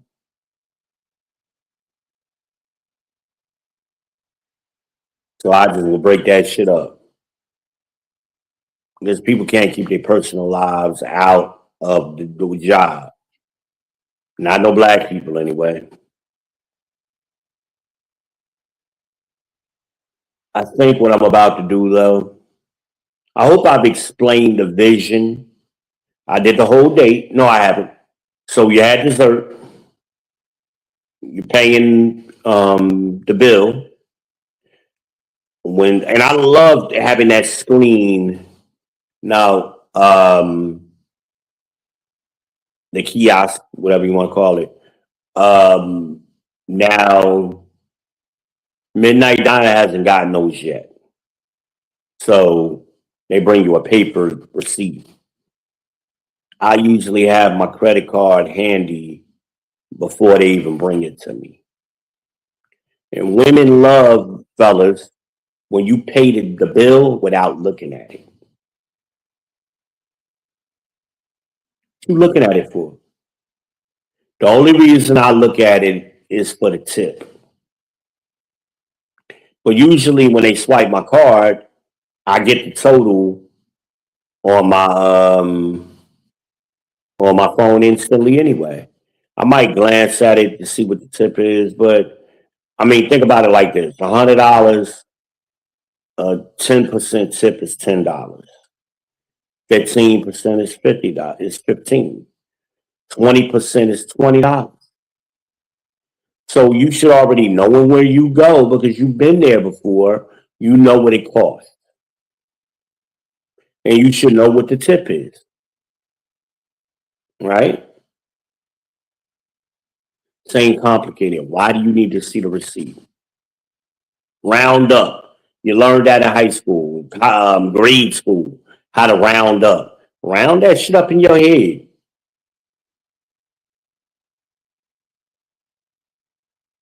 Women like to look at the receipt too, because they want to know how much you spent. Girl, you spent $100. No, just pay the girl. You paid the bill without even looking at it. Like I don't even remember them bringing the bill, because sometimes I'll pay them early. Then well, here, take my card with you. Go ahead and swipe that when you're ready. Women love that. You might stay a little while longer, finishing up, wrapping up, they boxing up your food, talking, chit chatting. Now, here's where we go next. And this is all optional. If you're dealing with this is a first date. You just broke the touch barrier, everything is going good. Okay. At some point, you got to decide where you're going when you leave here. You got work in the morning, or what you doing? No, I'm off tomorrow. Okay. I got a bottle of yak at the house. You trying to come through? What you doing? Yeah, I'm coming with you. Because she wants to stay in that comfort zone under your umbrella. Now I gotta get back to my kids. Well, that shit already been taken care of. Or understood. Or are you going to her house? Well, I got my kids. Why don't you come to my house? Oh, okay. Do this before you get to the car. So you know where you're going. It ain't no nervousness. It's all up front. You know what it is. And go to places you like so that way you're not disappointed if you don't get no coochie. I went and had a good time. The coochie was like the bonus, but it wasn't guaranteed. Now, like say with me and Shank, when we went to the Cheesecake Factory, that's guaranteed coochie for me. I ain't even thinking about it. I know I'm getting it. I know already automatically. I ain't thinking about it. Now we can focus on other experiences because the man ain't sitting there stressing the fuck out with a hard dick. He trying not to stand up to show you his dick is hard.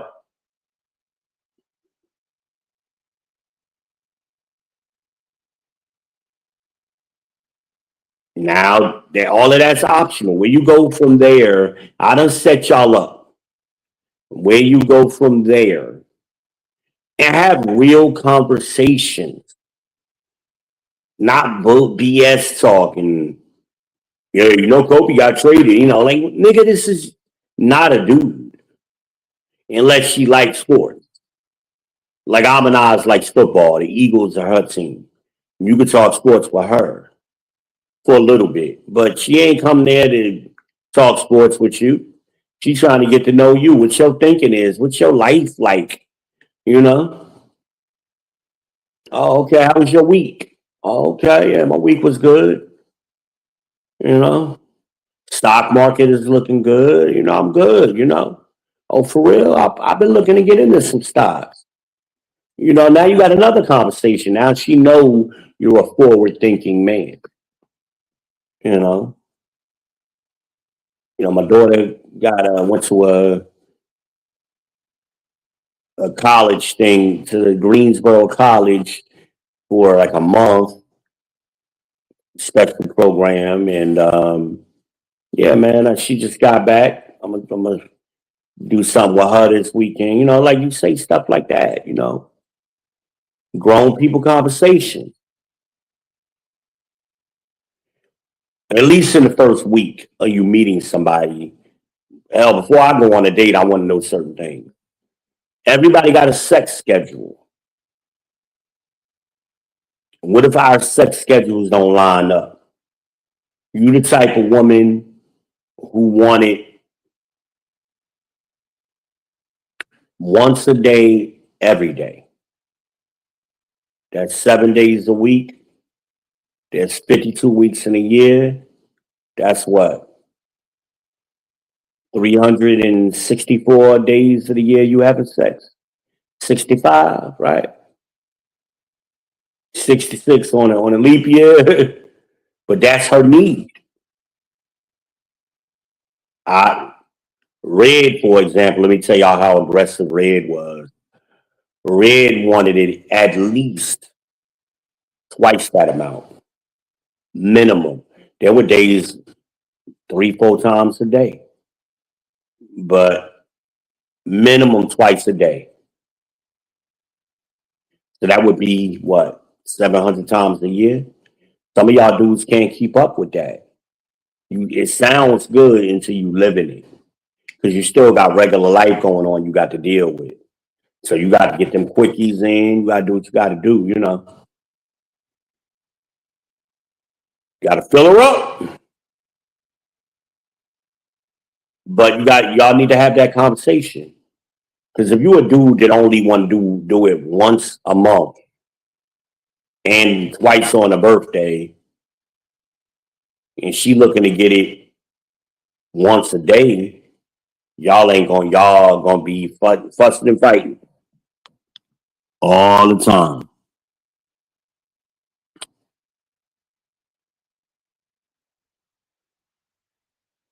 But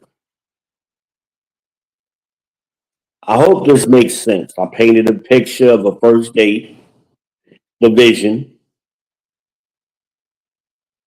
I even gave you tips if you're going out of town to see somebody. You know, fellas, the girl coming from out of town to be with you, certain little things you could do. She ain't come there to stay in a hotel, nigga. She could have did that anywhere by herself. Like I said, did you pay the hotel? Anybody claim they're making all of this money, but until it come time to spend it, to put up or shut up, they ain't got it. They just been fronting. Because dudes with money, I know I always moved a certain way. Still do. I just make sure I have certain things available to women.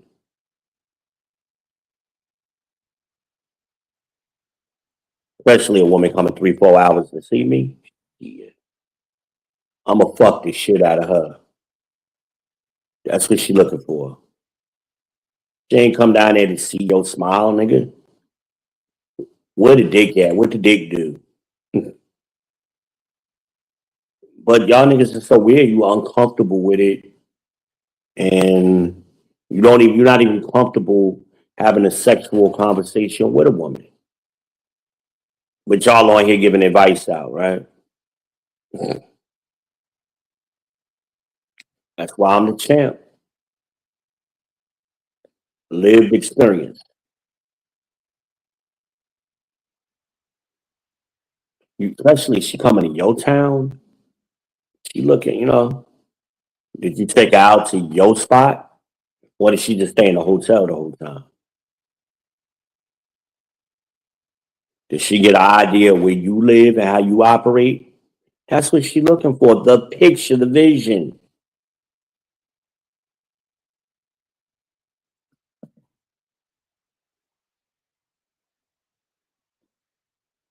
Timing. Getting late. I think I need to take my medicine or some Tylenol. Starting to feel a little wobbly. Probably need to eat. I ain't got no food in the house yet. I got some ground beef in there, and I don't know what else. I'm gonna figure the shit out. I got to make something. I'm gonna do that in a little bit. But normally I got snacks and shit that I be snacking on, and I haven't had no snacks, so I'm running low. Okay. I'm running low. I hope my money dropped early, so I'm gonna just go out to eat. The hell I'm gonna do? I got so many places I haven't been to in a while. I may go to Olive Garden. Olive Garden is a great first date. I like to see women walk. So we go into a buffet. I like to be able to see women walk, how they walk. It's a turn on for me, especially if they got a dress on. Always wear a dress, ladies. Um, I like to see the different kind of foods they eat. What do they go to first?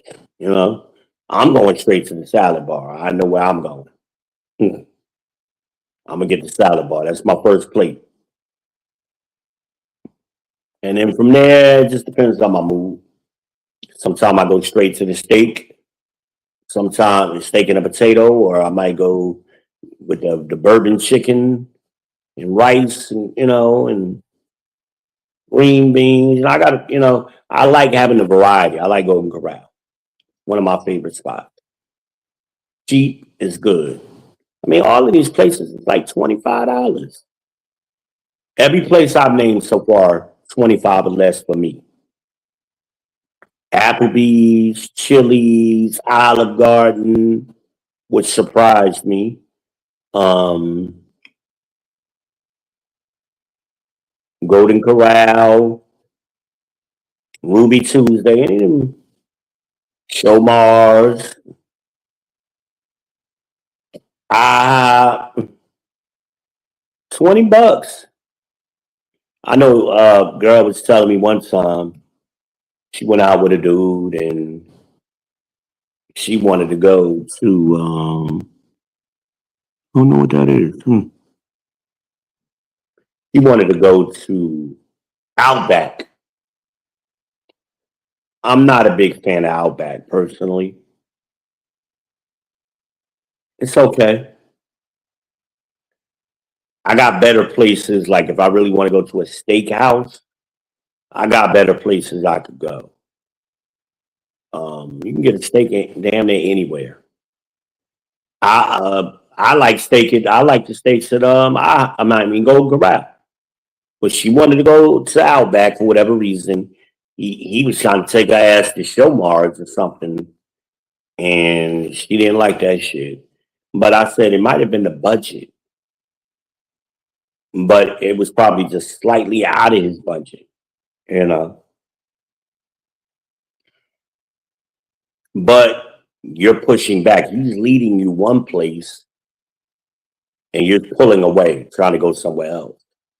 Well, if you really want to go there, take your ass there. Why you want to date?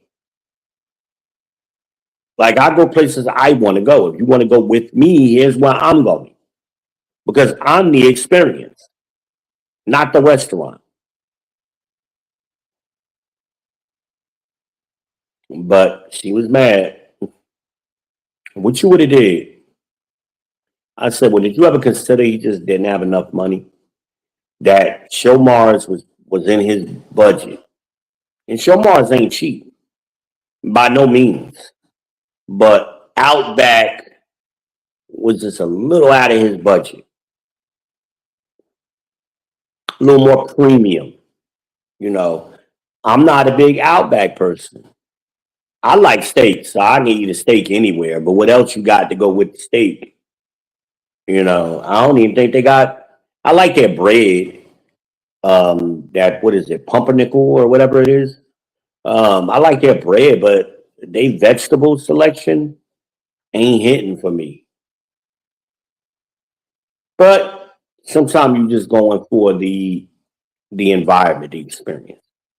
But being that he was pulling back and trying to lead her somewhere else, instead of him just coming out and saying, "Baby, I just ain't got the money for Outback this week." Be a grown man. The fuck? A woman will appreciate that. Well, at least he being real. And then maybe another week, pay week, he'll take you there. Take your ass over to Show Mars and get your coochie ate later on. You fucking up a good date. That's a great date. If you get your coochie ate at the end of the date, you had a fabulous date. Now, let me tell y'all something that's a pro tip. If you got your coochie ate at the restaurant, that nigga really like you. Oh, he feeling you. He took your ass in the bathroom and ate that coochie. He was feeling you. Some of y'all don't even know what the fuck I'm talking about right now. Like, what? Where the fuck did he do that? V is a nasty boy. Okay? So, you got to understand that. I'm the people's champ. I'm the cookie monster. If the nigga took you in the coochie in the bathroom and ate your pussy in the middle of the damn dinner, he was feeling you. Like once in, spectacularly feeling you. Like, you real special. It's only a handful of women I could think I've done that for. And it blew their mind. I ate this girl coochie so good one time at the restaurant. I'm going back to fucking high school now. No, it wasn't high school. I was in college and I was still a manager at McDonald's. I would go up to Jersey during the summertime. So I went up to Jersey, and of course, me and the girl linked up the whole time I was there. And I took her over to a restaurant she had never heard of. It's a famous restaurant in Hoboken, New Jersey. It's called the Clam Broth House. Frank Sinatra and them used to go there, okay? I don't know if it's there still. Somebody can look that up. The Clam Broth House. Any kind of clam chowder you wanted, they had. The guy would come out playing the music and the accordion or the violin. They had all kind of. This is like an old mob spot. I grew up going to there. They would let me sit at the bar. I wasn't even supposed to be in there. But because of my stepfather, I was able to, people knew me.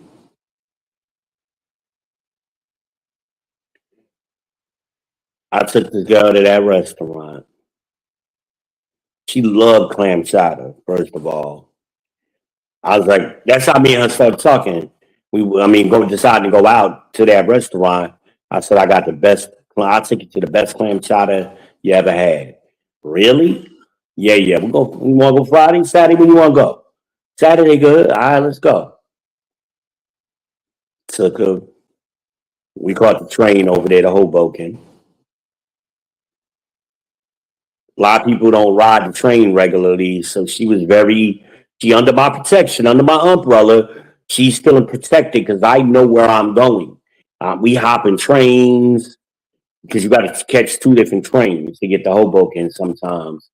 From North to Hoboken, sometimes you got to take a train to Jersey City and then switch over and go to Hoboken. Sometimes. But if you don't know, I had to ride trains all my life. So even though the trains come on the same track, sometimes they go in different routes. Or they don't go all the way. It's like an express train or a rush hour train that goes like in between, like a shorter route. But anyway, I took over there, so the train experience was good. I had watched my aunt Joyce had a purple Honda Civic that she used to let me drive. I watched that motherfucker up good that day. Took the train. He drove the car to the train. She was wondering why I ain't drive. I said, "Are you kidding me? You ever try to park in Hoboken?" She's like, "I ain't ever been to Hoboken." Oh, okay, let me show you what Manhattan really looks like. You ever been to Manhattan? She's like, when I was a kid, I'm like, how do you live this close to New York City? We got conversation. I said, baby, I'm gonna change that. And I did. After we left in the restaurant, it was an old guy that used to play the accordion and the violin. He played both, but he would switch them up. And every time he saw me, he would always come over to my table and I would tip him and stuff. You put a tip right in the strings. You know, while he was playing, that's a pro tip. Classy old style Italian restaurant. She claimed she loved fucking clam chowder. This restaurant is called the Clam Broth House. They had the best clam chowder I've ever had, any kind of style you wanted it. Um, so we had a great time at the restaurant. The manager came over. How's your dad doing? He knew my stepfather and my mother. I had been coming there since I was a kid. Hey, how you doing, man? How's Artie doing? That's my stepfather. My stepfather's name is Arthur. Yeah, how's Artie doing? How's your mom doing? Yeah, your mom is a pretty lady, man. Tell her I said hello. Her and Joyce, everybody always said that about my mom and Joyce. And it's so funny because Holiday really looks like my mom and my aunt. Like she would fit in that group. She would fit perfectly into that group.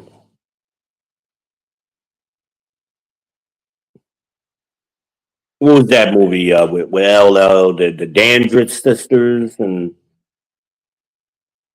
who else is in it? Gabrielle Union, all of the cute black girls was in that movie. They were sisters.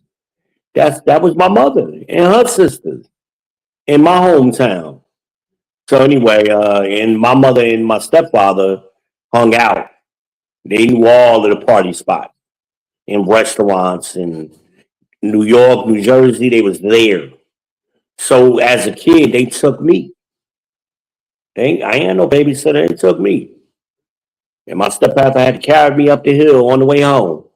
He got tired of carrying me, but I know that nigga was strong as shit back then. Carrying me up that damn hill. We lived on in Orange, New Jersey, on Highland Avenue. It's a steep ass hill. And he would have to carry me from the train. I'd be asleep, knocked out. And when I sleep, I always slept hard. So he couldn't wake me up. Oh, fuck it, I'm going to carry him. And then my mother, that's turned her home. We carrying that heavy ass boy up the hill. Ooh, I know he going to toss me around. I didn't think about it like that back then, but now I get it. I get the appeal. And my stepfather was a good looking guy. So anyway,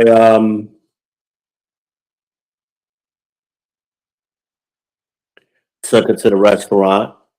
She's like, this is the best clam broth, the best clam chowder I ever had. I can't eat that no more, but back then I ate it. And any style clam chowder they had it, and they steaks were phenomenal. Everyday filet mignon, everything was great. Great experience. The guy, people coming over speaking to me, the bartender speaking, like, hey, V. Because normally, I remember as a kid, I used to sit at the bar. I used to always play the Pac-Man machine, and I loved oysters back then. I don't think I can eat oysters anymore. I don't know. Or steamers, as we called them. I don't know. Computer. Can Israelites eat clams? No, clams aren't kosher for Israelites since shellfish lack the fins and scales required by kashrut. No skins, right? Thank you. Yeah, I'm getting there, y'all. Y'all know. Exactly right. Clams don't have fins or scales, so they're not kosher. Yeah, I can't eat that. I missed it though. It was good. I used to tear them damn steamers up with that garlic and butter sauce. And it's an aphrodisiac too. I fucked the shit out of that girl that night. I've been eating clams all damn night because we started off at the bar. I always do that. I learned that from my stepfather. So this restaurant had a bar section, and then the restaurant is in the back. So while we was waiting on our table, we went to the bar, got her a little drink or whatever she had. I had a shot of Hennessy. We got an appetizer, which is the steamers and the garlic sauce. She ain't never had that, so she loving it. The way people, the manager spoke, the bartenders, they speaking, hey man, how's Artie doing? My stepfather sold men's clothing. So back then, that's how men dressed in suits. So a lot of the men knew my stepfather because of that. And he sold cocaine too. So he was a party guy.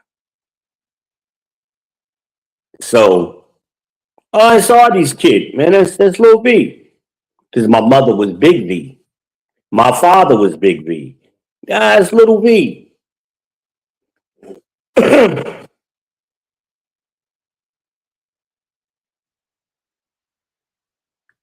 So we had a good time at that restaurant. I'm thinking back, wow, she looked good too, man. She had a little sundress on, coincidentally. You figure I'm in college, so I'm college age. I'm around. Well, this would have been 1995, 94, 95.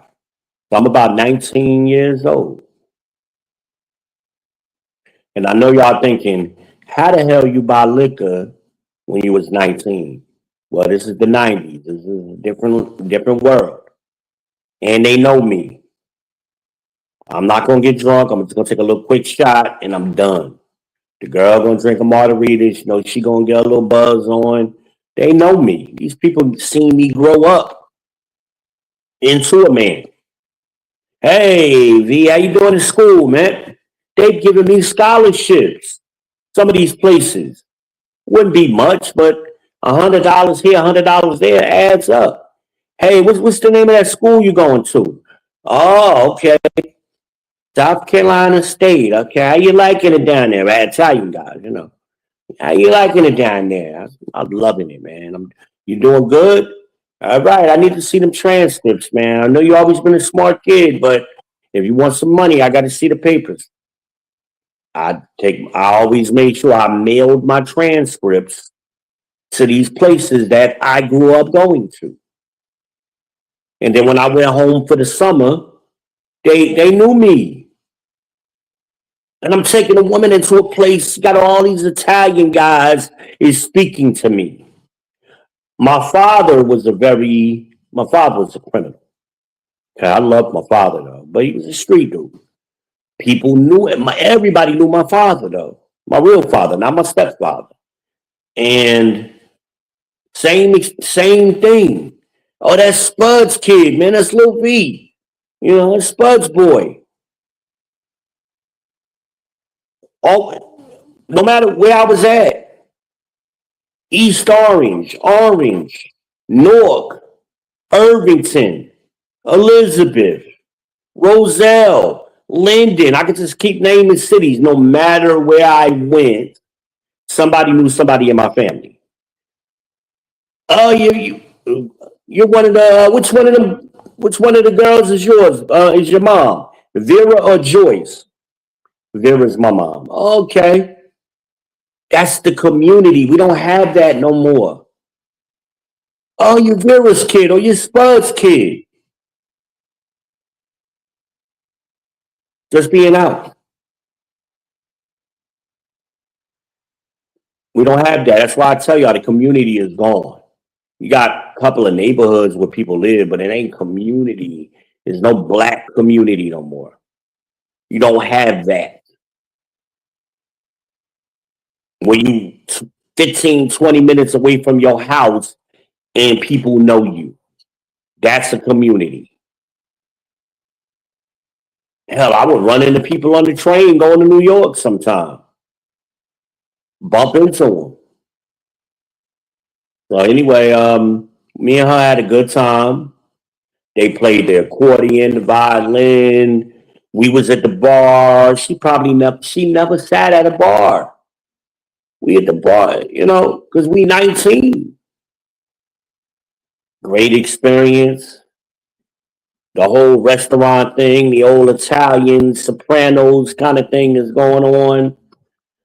And then they built up downtown Hoboken, And then Hoboken is directly across from Manhattan, separated by the Hudson River. So if you're standing in Manhattan looking at New Jersey, that's Hoboken or Jersey City, depending on where you at. So we went for a walk down. It's a nice little, it kind of reminds me of Charlotte, the downtown Charlotte, same kind of area, vibe. People are out, little, shops and shopping and restaurants, and people are just out walking. Some people are sitting outside eating. You got condos. I mean, it's a whole vibe. We hold their hands, we walking. I'm digging her walk. That's why I love that she wore that dress. Who look good in the dress? My ex-wife. Because she's to all tall women, so does Shank. And fucking Tasty Cakes. Tall women look so good in dresses. Especially tall, voluptuous women. And that's all three of them. Shank, my ex-wife, and Tasty Cakes. All voluptuous women. They look so good in a dress. So we walk and we hold their hand. You got the street vendors, the guys that draw pictures. You got the guys doing the meme stuff. Painted themselves silver and all kind of. The whole vibe, that New York City vibe. You get that spillover in Jersey City and in Hoboken, and then we making our way to the dock. So I wanted her to see the city. So we're standing at the edge of the Hudson River now, and you can see the whole city. I got a picture, if y'all ever find my Flickr account. I got a picture. I did a panorama shot. I think I did like a 15-shot panorama that night. The same night we did that video with Deuce and Rock. It was a rap video that we did with Deuce and Rock. I can't remember the name of it. I'll find it.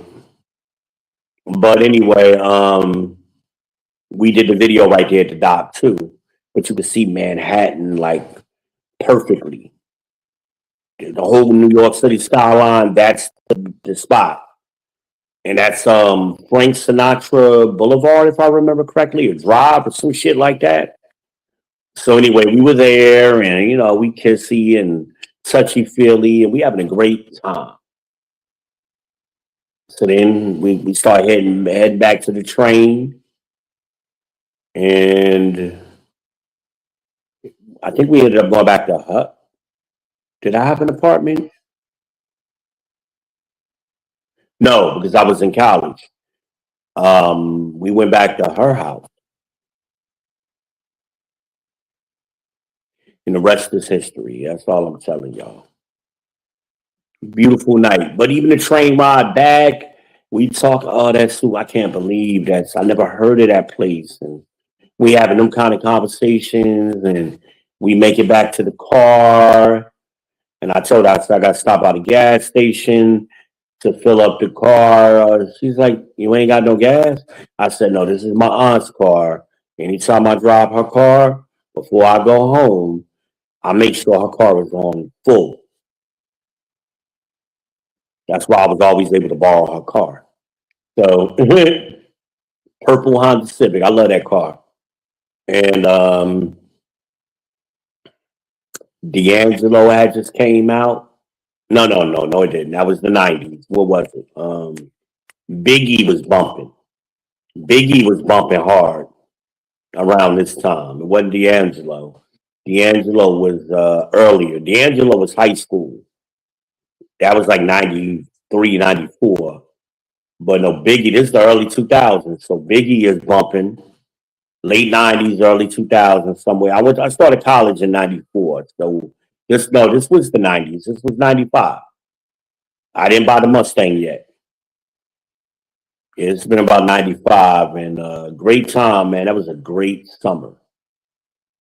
But I wouldn't have had that experience if I hadn't gone to any of these places by myself. I was already comfortable getting on the train by myself. I have been doing it all my life. I knew where to park for free, which is challenging. Um, I knew the restaurant. I had all of these experiences by myself. So taking her, I'm bringing her. That's what you're doing, fellas. You're bringing her into your life under your umbrella. Well, guess what else needs to be under that umbrella? Experience. And that's what a lot of you men are lacking. Y'all talk a good game on these podcasts and in these social circles, but y'all ain't did shit. You don't go nowhere. You don't do nothing. And you don't like yourself. I could sit in the house all day by myself and find something to do. I'm supposed to be unpacking. I'm lazy. But I'll get to it. But anyway, y'all need to start liking yourself. Go somewhere. Most of y'all ain't never had $100 haircut. You don't know what the fuck I'm talking about. Oh, that's too much. It's a different experience. It's different. I like going to barbershops with a receptionist. I walk in and check in. I've been doing that since I was a kid. The better barbershops always had a receptionist. And it was always usually a pretty girl. Y'all ain't making enough money in here where you could pay the girl to check people in and make everything go smooth. Fucking up your business, man. And men like pretty women. Like my sister Ebony. My sister Ebony is very pretty. I would say Ebony is an 8. Okay. And she has a great personality. So she does concierge in the hotel. Why is that? Because somebody else recognized what I just said. She's pretty, energetic, great personality. You know, she's way above average pretty.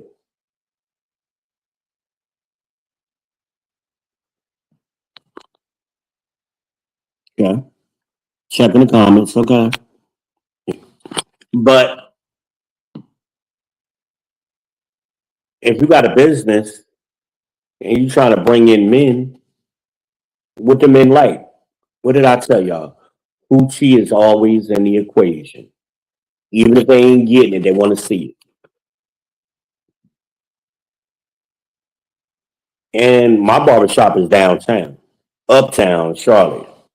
It's in the center. It's at the Spectrum Center where the Hornets play, right? Like you can't have no ugly chick or what do they call it? A mid chick at the receptionist. You gotta have a pretty girl.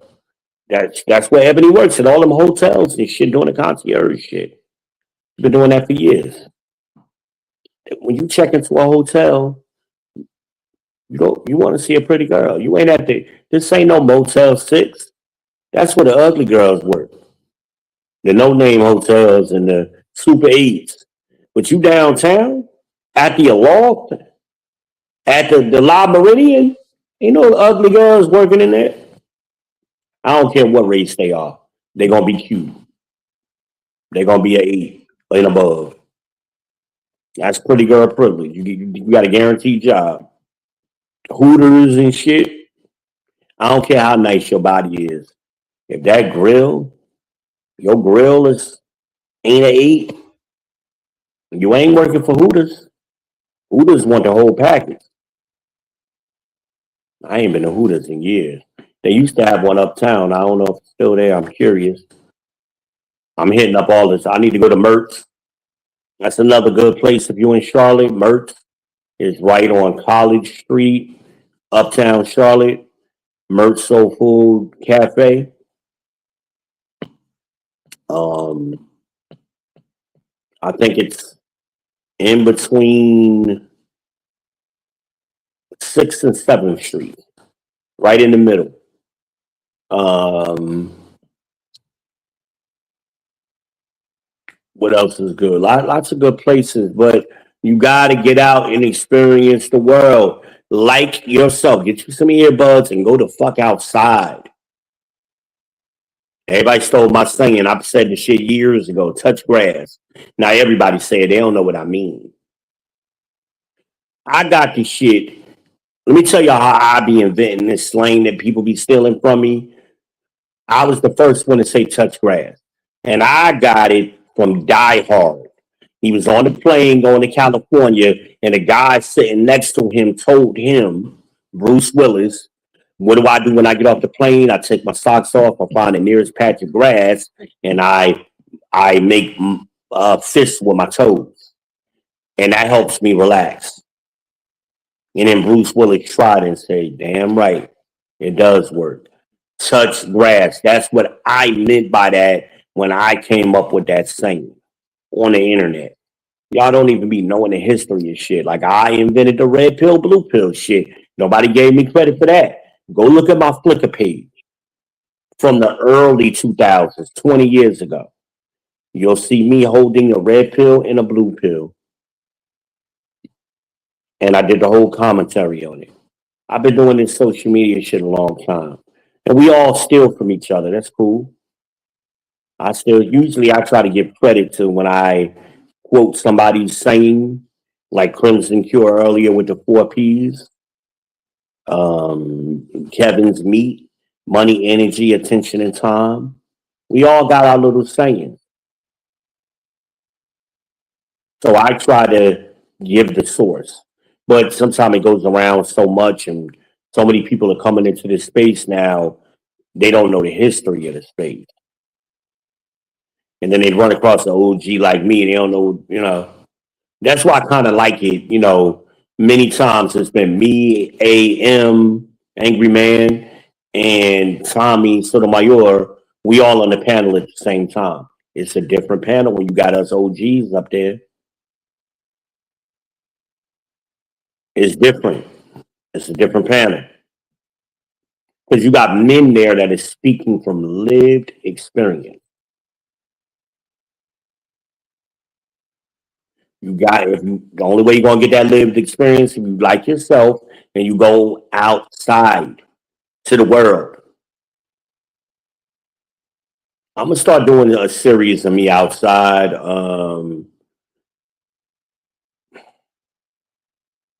I don't know how I'm gonna do it yet. Do I want to use a selfie stick like I got? Because that's kind of how Anton does it, I think. I've seen him walk with a selfie stick before. I kind of like that idea because then I could use like my selfie stick that I got right now that I'm using. It's a tripod, a monopod rather, and a selfie stick combined. And I like being able to just grab it and move around, or when I want to convert it back into the selfie mode, I can do that. You know what I mean? I like having that option. So maybe I'll do that. And I'll show y'all around some places and how I move when I'm out. I think I'm going to do that. I think that'd be a good look. And how I move in the world. Because I don't see many people doing that. I see people standing on the corner with a microphone or, doing that, just standing still. I'm going to show y'all me in motion, how I interact with people. And maybe that'll help some of you young men. See how Big Unc does it? I'm an Unc now, y'all. When did that happen, right? I'm 50. I turn 50 next month. I'm an Unc. I've been an Unc. I was an Unc when I was fucking in my 30s. Remember, my kids got 21st cousins. 22, actually. And most of them are boys.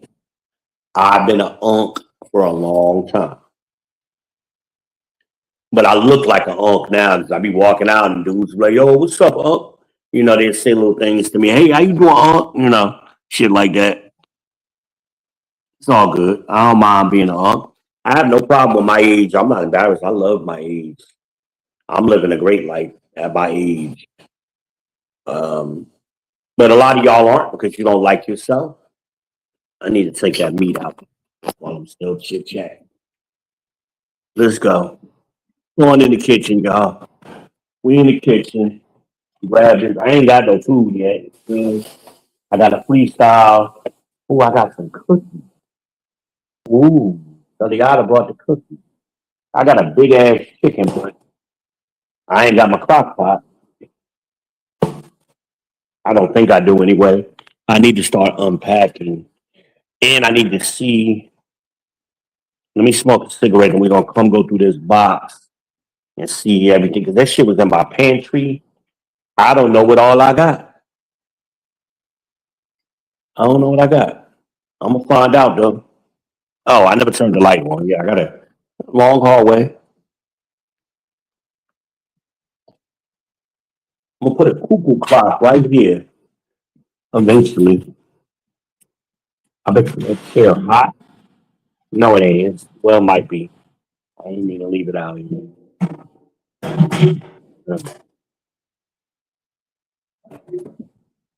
See, y'all, it's still a beautiful day out. Y'all see? Yeah, it's beautiful. Turn it fast. I'm sorry. I hate when people turn their shit super fast. But yeah. Fellas, you gotta learn to like yourself. Get you some fucking hobbies. Y'all don't do nothing but play the plugging games. Stop playing games. You're a grown man. I'm a share the scripture in a minute. Let me smoke this cigarette. I'm gonna come back to that. We're gonna pencil that. But it's time to get on your grown man, fellas. Y'all don't know where to go buy a suit, where to get nothing tailored at, where to buy no shoes. The woman got to help you with every fucking thing. But you the leader. You got to take your ass to pay less and shit because you don't know to go where you go get some shoes. And you don't actually got to help you pick the shoes out. Now, I like shoe shopping with women personally. I ain't going to buy you no shoes, but I'll go with you because I love shoes. I love to see women in nice shoes. And my stepfather also sold men's clothes and men's shoes. That's back when you actually got dressed and men bought suits and shit. They had a dedicated store. What was the name of that damn store? Shit, I wish I had my other phone so I could call my damn stepfather. Otis Men Clothing on Central Avenue. And he worked at Jack Swartz. And he worked a lot of them kind of in that industry. And I mean, when you're a salesman, you're a headhunter. So you go where the money's at. And him and my Uncle Cameron. But get you some grown man shoes. I don't know where mine at. Somebody got brought a box of shoes. I don't know what the fuck he did with it. I'll find it.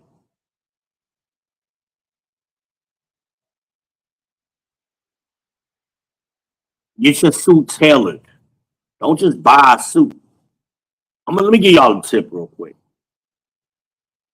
If you find a J.C. Penney's or any kind of store like that,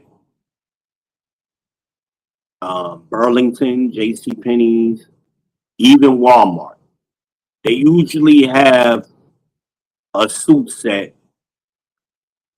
around between $80 and $100. Buy that suit. Get you a black, a blue, or a dark gray. Buy one of those, or all three.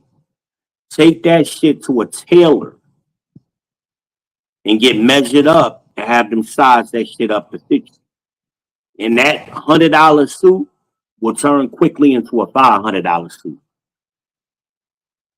The pro tip. Maybe I'll do a video on that because I need a suit. I haven't bought a suit. You know, I'm small now. I used to be big. I used to be like 260 pounds. I had to lose weight. I was too heavy for my size. So I think that hurt my father. I think that was contributed to his death too. And I remember I just seen that nigga die. I'm like, oh, I'm gonna lose this weight. I went on a soup diet for like almost a year. Every day at lunch, instead of eating that heavy ass burgers and pizza, soup. And I lost the weight. And then I got sick and lost a little more weight. I'm about 160 pounds right now, 170, somewhere in there. No, 160 ish. But get yourself tailored up. It makes a difference because when you meet the woman, she looking at you like, oh, okay, he's a step up. Get your shirts dry cleaned, fellas. Take that shit to the dry cleaner. What are you spending your money on? Fucking games. Stop playing games and grow the fuck up. Get your clothes, get your nice shirts dry cleaned. Leave them in the closet so you always got a fresh one. And women look at that too when they come to your house. They look in your closet. They looking for shoes. They looking for dry cleaner bag shirts. Leave it in the bag. Leave it hanging up. Get yourself some good socks. When Jay-Z say get you some stands.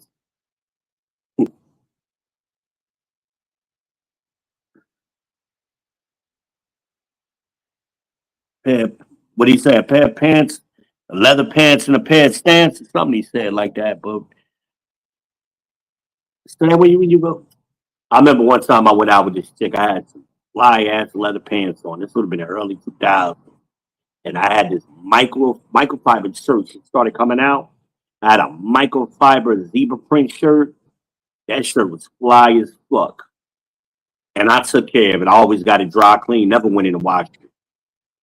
And girls, every time I wore that shirt to work or anything, women love that shit. And my leather pants were cut in a certain way. I could wear it with boots or I could wear it with a dress shoe or sneakers. I could wear it with anything.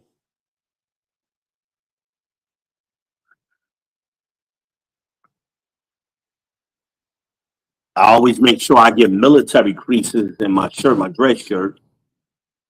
It just looks better. And women notice little things like that. Oh, this guy likes, he's doing a step up. Do y'all niggas even have an ironing board and iron in your house? And spend at least $50 on the iron. Don't go to fucking Dollar Tree and get the or Family Dollar and get the $10 iron. Get a $50 grown man iron with always on steam. It's a difference. The iron feel different. I like the iron. It's therapeutic for me. I got to get an iron. I don't work, so I don't dress like that anymore. So I don't really have that need for it. But every now and then, I know I need a suit though. There are times we got to go out somewhere with a. I think I left a suit at Amanad's house. Get you some blazers. Let me give y'all a pro tip. Take your ass over to Goodwill, the Goodwill stores. You can get you nice blazers for like between $7 and $10. And I mean nice. Tommy Hilfiger, Ralph Lauren. Rich people donate their clothes. And they probably wore it one time. Take them clothes that you bought from Goodwill, take that shit to the dry cleaners, and let them dry clean it. That's another place to get a cheap suit. I saw a dude buy a tuxedo there one time. I worked with him, and he was so proud of that tuxedo. He did what I told him to do. I said, it's like I'm telling y'all, go to Goodwill. He bought a tuxedo, and he wore it to work. He went and got it tailored up, though. I told him, what's that, S&K on South Boulevard is where I go. But I'm sure that you can Google it, and if you're in a metro area, like I'm sure I could have found a tailor in Gastonia if I looked. That would have surprised me in that city. That big city didn't have one, I'd be very surprised. But you gotta like yourself. Go by yourself and do these things. So that way when you talk to women, oh, okay, what you do today? Oh man, I had to run down to S&K. Oh, for real? Yeah, yeah, that's where my tail is at. Now you got compensation. And then I saw a fly pair of shoes. I bought them. They in the trunk. I'll show them to you later on. You know, now you got things that, experiences.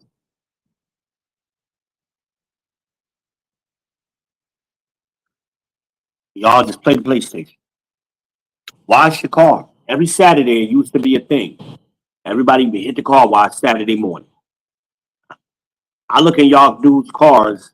I'm in Walmart, walking past, peeking, the Uber drivers. Where the bucket at? Y'all grown men know what the bucket is, right? Somebody tell me in the chat. What bucket am I talking about? Men should always have two things at least, but me, it was three. The bucket, my jumper cables. I had a jump box, the big yellow jump box with the air compressor on it. I had one of them. Bought it on Groupon. I gotta download that app. I don't think I got it on my phone. Groupon. I caught that. It was like $100 normally. I caught it for half price. I bought two of them. One was in the Honda Odyssey, the minivan, and I had one in my trunk. And the other thing I always had was a toolbox. Grown men should have a fucking toolbox. What the fuck is wrong with y'all dudes? You ain't got a hammer. What's that comedian? I forget his name. You ain't got a hammer? He did the whole joke about the hammer. That shit was funny. But he was right. Everybody should have a hammer. Show y'all what I mean. Show y'all what I mean. Y'all getting my steps in with y'all today. All right. Hold on a minute. I took the food out. We gotta go in there and sort it out, so we don't take the long way. So, and put a light kit on your TV. These light kits is $10. It makes your TV look so much better, especially at night. Fellas, pro tip. Where my toolbox at? Hold on. Yep, there you go.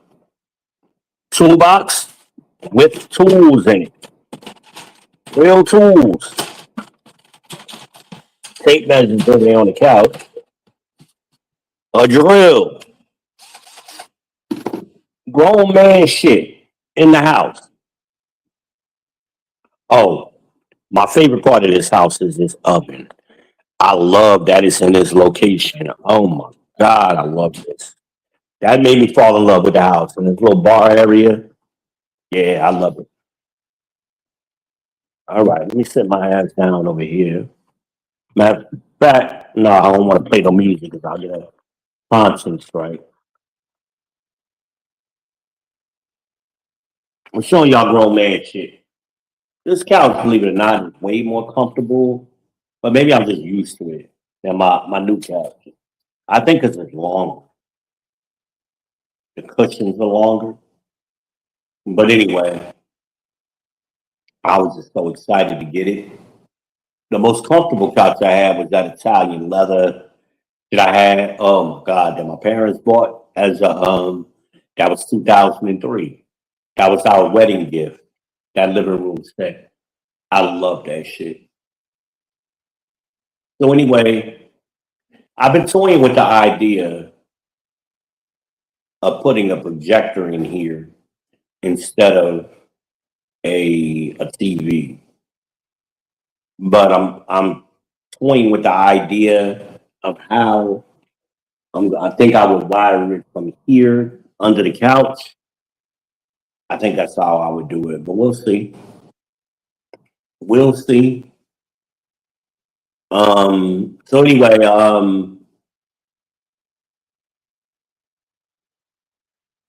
what did I parking lot?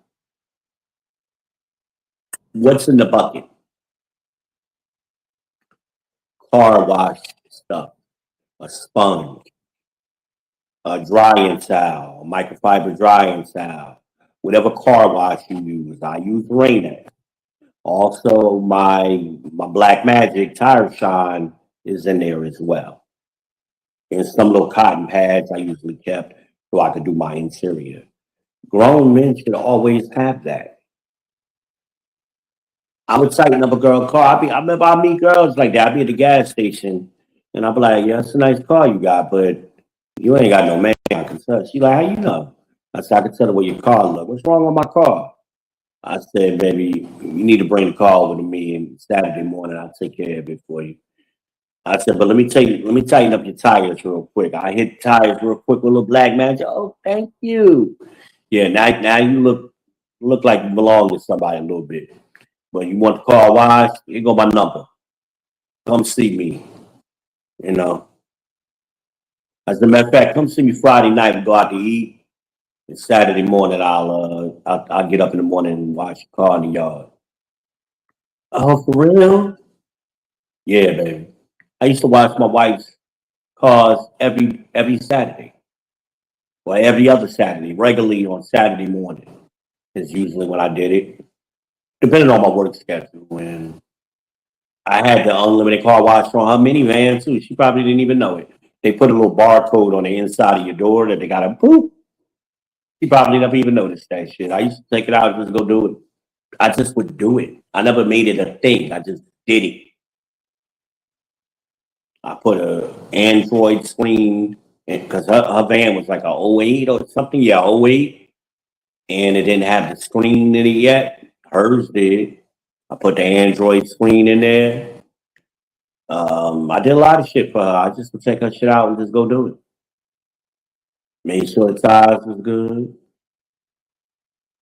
But y'all gotta live life to know how to do these things. If you're home playing a fucking video game, Call of Duty ain't helping you interact with women. Unless you're my cousin. My cousin met his wife playing Call of Duty, but that's the exception. The rule is the rule. And women they want to experience, they don't want to do things by themselves. They want you to take them someplace. That's a better experience when you go on a vacation with a man that took you someplace. Like I'm gonna take Holiday to Tampa. I'm supposed to anyway. She backing up a little bit, so we'll see. I'm going to Tampa. She's welcome to come with me. And I'm probably gonna go around September, I'm thinking. October-ish. Late September. Gonna hop on a plane. I don't even think she's been on a plane before. I like to give women experiences they never had. We're gonna get on a plane, fly 30 minutes down to Tampa, stay in a hotel down there, and enjoy the beach for a day. Come back. It's a weekend trip, nothing big. But by her going places with me previously, she's already comfortable with me. I ain't gotta paint a brand new vision for her. I am the vision now. She likes being with me. I know she knows when she come with me, it's taken care of, everything good. And I know where I'm going. That's how you lead a woman. Y'all want women to lead and you can't manage yourself. Shank was asking me about some dude was borrowing money from her all the time, and the Outback shit. She wanted to go to Outback. He wanted to stay at Show Mars, and I said, "Baby, he ain't had the money." That's what he was trying to tell you without telling you. You dating below your weight class. You used to be in with a big dog like me who move a certain way. Me and Rashana ate out 3 times a week, all over the place. I told you about the girl that the waitress at Golden Corral got mad at her bringing that other dude in there because that was one of the regular places we went. So, and I love taking a woman to a buffet and they got a dress on. Rashana wore dresses a lot. I love seeing her walk up. I like seeing women walk, and I like to see her walk to the buffet and all of that good stuff. I love to see that.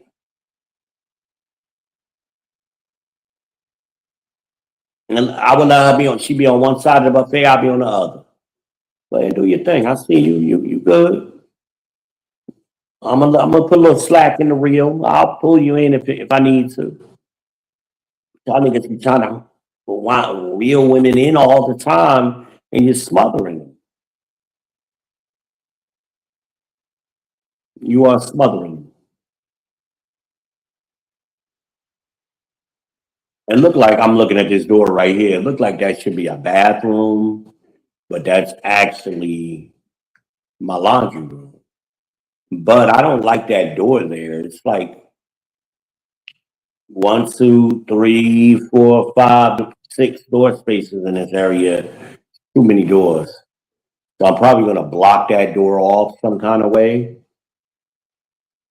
because it's another door to the laundry room on the other side. I don't know why they got to have that walkthrough. I don't. Whoever was designing, I don't know what they were thinking. I really don't. Yeah, I like the location of the laundry room. That's not the problem. It's that door. It shouldn't be a door there. If I owned this house, I'd have that door closed in, so it's just one wall. Or I put a bookcase there. That's what I would do. Put that bookcase there with the secret compartment. That would be real fly in that place. That would be fly as shit. Um, yeah, and make sure it matches the floors. Now this floor in here is different from what's in my living room. What's in my living room is the original floor. But I'm glad y'all with me. Thanks for y'all joining in to the People's Podcast. I am your host, V Ben Israel, the People's Champ, and I'm just talking ish today. Little throwback Thursday session, showing off, showing y'all my new house. As it's, I'm in love when I do the finished product. Oh, they gave me way more of these sticky pads. Huh? Cool. These are my no. This is my no drill kit. I didn't realize they gave me so many. Okay, the $5 was worth it. I use those for my cameras and stuff. So anyway, yeah, man, it's fellas, you got to learn to like yourself. You got a hobby. My hobby, one of my hobbies is podcasting. That's what I'm doing. I'm also into like home audio and security shit. I'm a gadget guy, so I do that stuff too. And I like to cook. And I don't have to cook for nobody. I can just cook for me, like I'm about to do tonight. I don't know what the hell I'm gonna. We about to figure that shit out. What am I going to eat tonight? That is the question. Let's see what's happening. Got some flowers. I got some green beans. Oh, I got some applesauce. You want that, man? Oh, I'm a big kid. What else I got? It's like my son dropped me off one of the mugs. Like he been to the pantry. I think I want these chickpeas. If I got the base, real good. Right? I got spaghetti. Hey, do I got spaghetti sauce? Maybe I'll make a spaghetti. I don't think he bought the sauce. Or maybe it's in another box. Ooh. Y'all don't know. I'm a big kid. I found my dinner. I found it. I love Hamburger Helper. And I just keep it just for occasions like today. When I ain't got no food in my house, but I got some hamburger meat. I'm gonna put it with this. My dinner. I got it. I got it. I was originally thinking tacos, but I ain't got no lettuce, no cheese. I don't even have no tortillas here. He ain't bring them because I know exactly where they at when he left them. But that's what I'm eating tonight. Check it out. That's what it's going to be. Now, right now, my snack is just applesauce. Hold on. Hope I got the food. I don't know where they at. I know I got them. I don't know where they at. I don't know.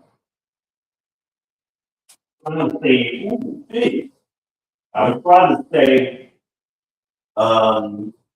take spoons and, get from these restaurants and I throw them out. But I get them and I throw them out. I don't know. Yeah. Nothing is because I ain't falling boxes. And I really want to stop it. I'm disappointed now.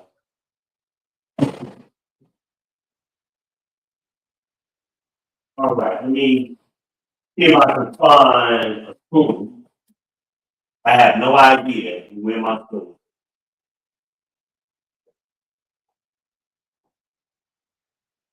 And I should say that spoon. Hold on.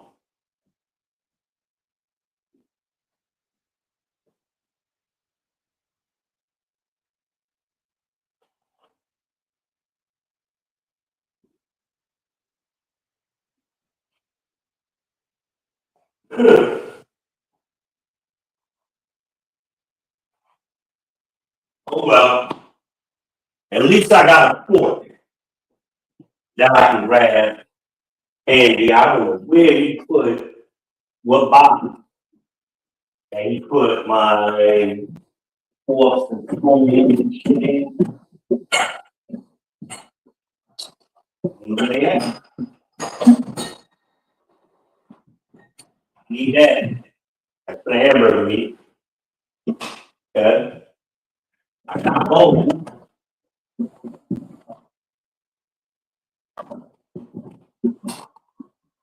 That's question. That ain't you hang up. I bet you need the bottom of this for all these pots. I don't know. I'm gonna find it eventually. If you did with my silverware,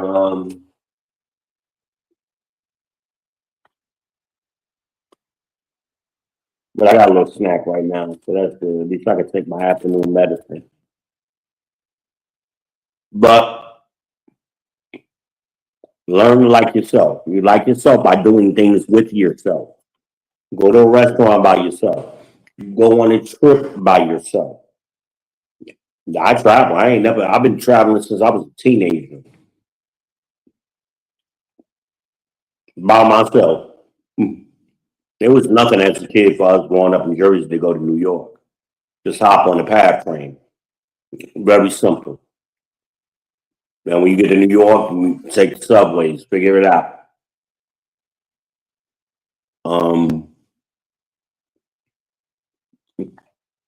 New York is funny. I met New Yorkers that live in one part of New York that have never been to the other side. New Yorkers who've never been to Hoboken. I'm like, you look at it every day. You ain't ever wonder what that city was over there? Just go over there and see what the fuck is over there. Explore. We used to do that as young men, right? As boys. We used to explore things, the neighborhoods and the woods, wherever. That way, when you get with a woman, you got knowledge of things, experiences. Sometimes Amanaz would just ask me random questions about stuff. And I would be like, why I know you know things. My grandmother said that to me one time. You just know things. I experience things. That's why. I just looked up. I got a ceiling fan, y'all. Oh, I got two. One in the kitchen and one in here. I love having a ceiling fan. I'm thinking about temporarily putting one of my security cameras in that ceiling fan for this back door until I do it the way I really want to do it. It's just sitting there, so it might as well be plugged into something.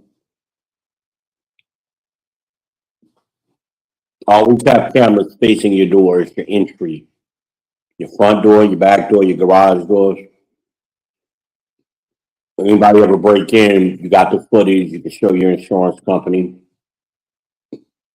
I need to be measuring this door for some curtains.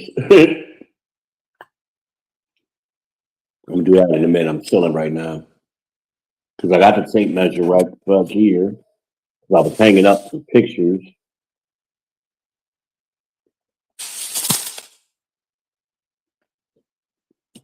Grown man shit.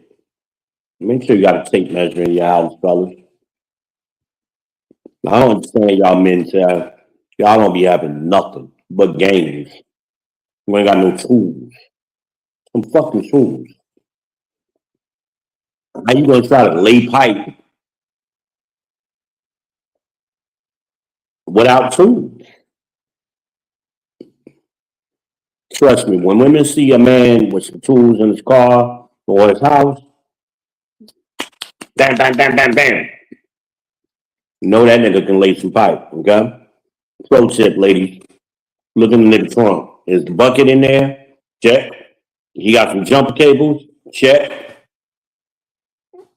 What's the third thing? Bucket, jumper cables. What else? Car wash bucket, jumper cables. Toolbox. That toolbox I got was like $5 at fucking Dollar Tree. I just collect tools and shit. But when you need it and you don't have it, that's the worst thing. And a woman be looking at you like, this nigga, this man.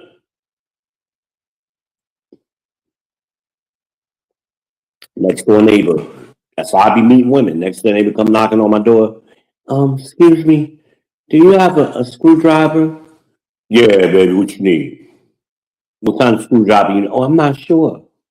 All right, well, let me look at what you're trying to do. Now I go over to her place. Oh, you need a Phillips head. I done brought both of them. Well, I brought my drill. Okay, boom, boom, boom. Thank you so much. What's your name, baby? Yeah, they call me V. I'm the people's champ. They call me the Cookie Monster. We'll talk about that later. I'm eating a cookie right now, right? A Fig bar. But not why they call me the Cookie Monster. But anyway,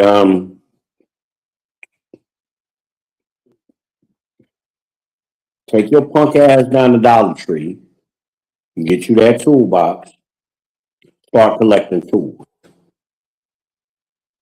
Start with a Phillips head, a flathead, and a hammer. At some point, you're gonna need a tape measure. Where I get this one from?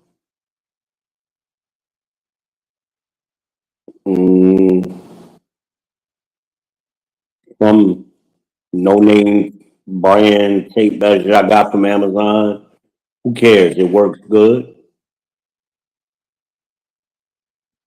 And when you pick it up, it feels like it's a tool. It don't feel flimsy. It's a real fucking tape measure, okay? Women need, would you mind coming help me hang up? That's how you get you out of a relationship. You mind helping me come up and hang these curtains up? Yeah, baby, I got you. Me and my toolbox. Women love to hear that. Let me get my toolbox.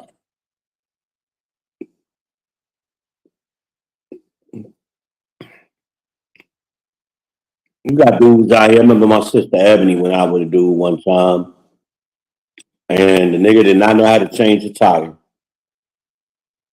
Now, granted, the tire on my mother's Suburban was fucking gigantic.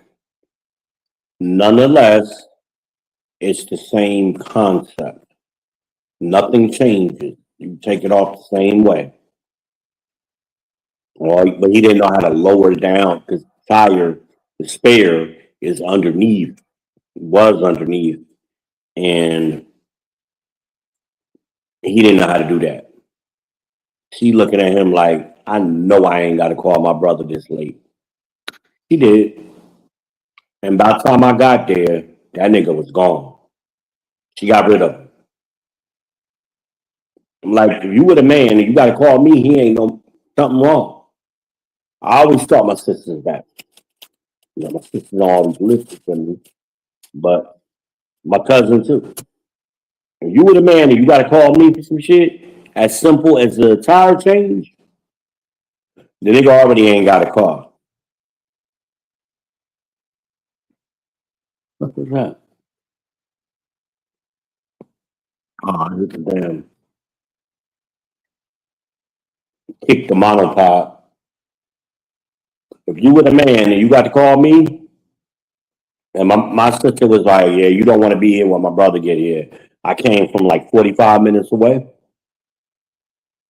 I was already up.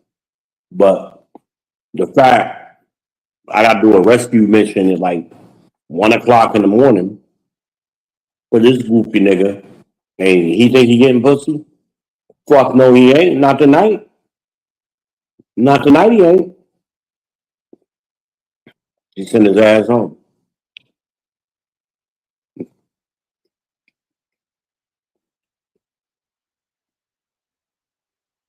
I'm not a dancer, so I don't dance. I don't go to the club. I go to the club to get a drink, but not to dance. I'm just hanging out. But if you got a woman that's into dancing like Misha, Misha is a woman I would go. Y'all know that's her nickname. Misha, her nickname. So Misha, because there's another Misha that works at the dialysis clinic. She looked just like Holiday. Oh my God. And she got the cutest little walk and the tiniest little hands. Anyway, when we don't think about her. I told y'all pussy always in the equation. Anyway, Misha likes to dance. She was supposed to be teaching me how to cha-cha, but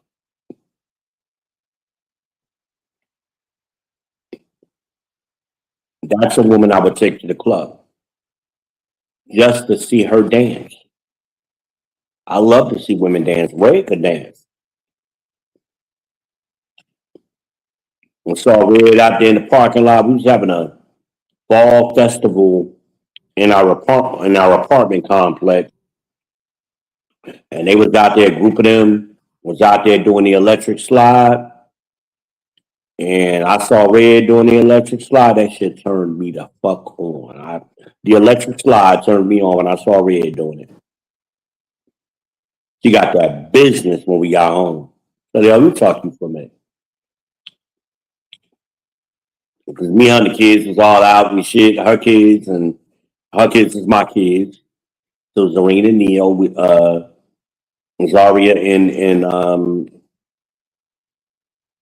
Zarina. Did I leave one? Nia, Nico, and Zaria. I don't know her other kids. I only know the four oldest. But we was all out at the little festival in the parking lot and having a good time, and she doing that electric slide. I'm like, ooh, girl, do you know what you're doing right now? We got back to the house, put them kids to bed. We talked to you for a minute. All I can say is there's a video of it somewhere on the internet. I can't give you a link. I don't have one.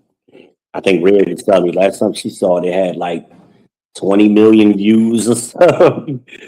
Yeah. I had a former life, y'all. You know, I was a porn star in a former life. Okay, just leave it at that. So anyway, and that was our thing. We went into voyeurism. That, you know. So y'all, I'm freaky. So anyway, yeah, you gotta get out. I've been talking for a long time. It's one of them shows where I just feel like rambling because I don't feel like doing the shit I really need to be doing, like unpacking this box of food. I'm gonna get to it. I just don't feel like it. And I don't have my Ziploc bags, which that damn flour should be in. I don't like open bags like that. I don't know how that bag got like that. That's gonna annoy the fuck out of me until my Ziploc bags get here. It is what it is, y'all. Fellas, learn to like your. What do you like besides the fucking PlayStation? and basketball and watching football and talking. That's all football, basketball, PlayStation. Beyond those things, leave those things out. What do you like? Do I got any men in the chat? Can somebody tell me? And beyond the fourth thing would be you going to work. What do you like? What do you know? Not what do you like, what do you do? Because you probably ain't playing no football. You probably ain't very often, probably ain't played basketball since high school. Yeah, you on that PlayStation regularly, and you go to work. Some of you. What else do you like?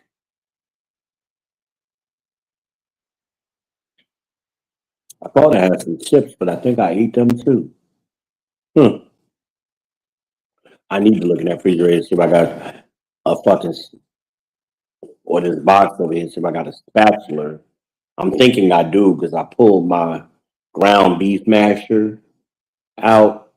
I'm thinking he packed up stuff. I wasn't packing up everything, so I don't. And what I tell y'all? Obviously, my son ain't learned this from me yet. I always got a Sharpie on me. It's things I just carry all the time. Nah, a knife.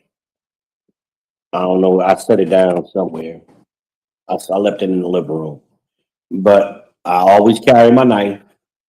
Oh no, I got a bunch of them. A Sharpie, usually a pen. I think I gave somebody my pen. I got a box of them though. Grown man shit. You ain't got no paper in your house. You ain't got no pen. You can't write down a note. No stickies. No painter's tape. What the fuck do y'all? How do y'all survive? No tools. No pen. No paper. No books. You ain't got no books in your house. Ain't no pictures of nobody. Always talking about your kids, but where the pictures at? I got pictures all over the place. I ain't hung, but how many I hang up? I think I hang up 3. And my grandbaby, I got a picture of her hung up so far. I ain't found the other box with the rest of them. But what do y'all do? I don't get it. And then you want the woman to follow you. Where are you going? When you don't go nowhere. That's what I want to know. Y'all don't go nowhere, but you want the woman to follow you. You want to lead, be the leader. Lead her where? Where do you go? What do you do? We got a train in Charlotte. I would say 90% of the men who live in this city have never been on that train and rode it from one end to the other. I would say 95% of the men in this city never rode the train from end to end. It goes from north to south in Charlotte.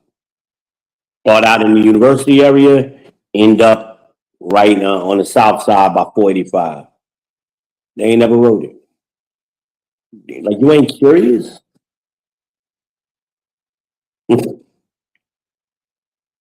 Charlotte is a beautiful city, but you got people who don't know that. They've been living in Charlotte for years and don't know how beautiful this city is. And you got different sections of the city, and it looks different, different vibes.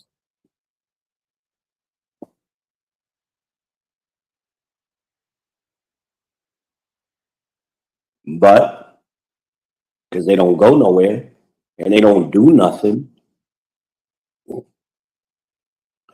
I'm thinking, see that plug over there on that wall? I was looking at that wall where my TV is gonna go. That plug is something's wrong with the plug. It don't work. That would have been the perfect place for me to wire the projector. Then all I got to do was slide out the stand when I want to use the projector. And it almost double as a coffee table, even though it's a TV stand, while watching the movie. But I'll figure it out. I gotta have an electrician come over here, or they do, the owner. Gotta send a handyman, somebody, the electrician to fix these plugs, because there's too many of them out. And they're always, the one that's out is always where I need it to be. Like where that TV at, that outlet is the only one over there and it's perfect. I'm not gonna be running extension cords. You're gonna have to get somebody in here to handle that. I'm thinking I'm gonna do I don't even know how big that wall is. That space. I don't know.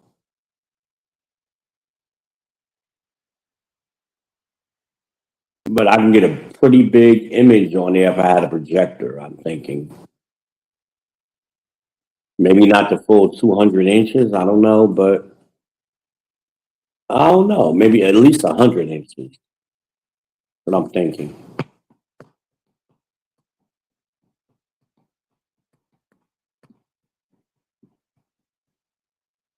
What I'm thinking.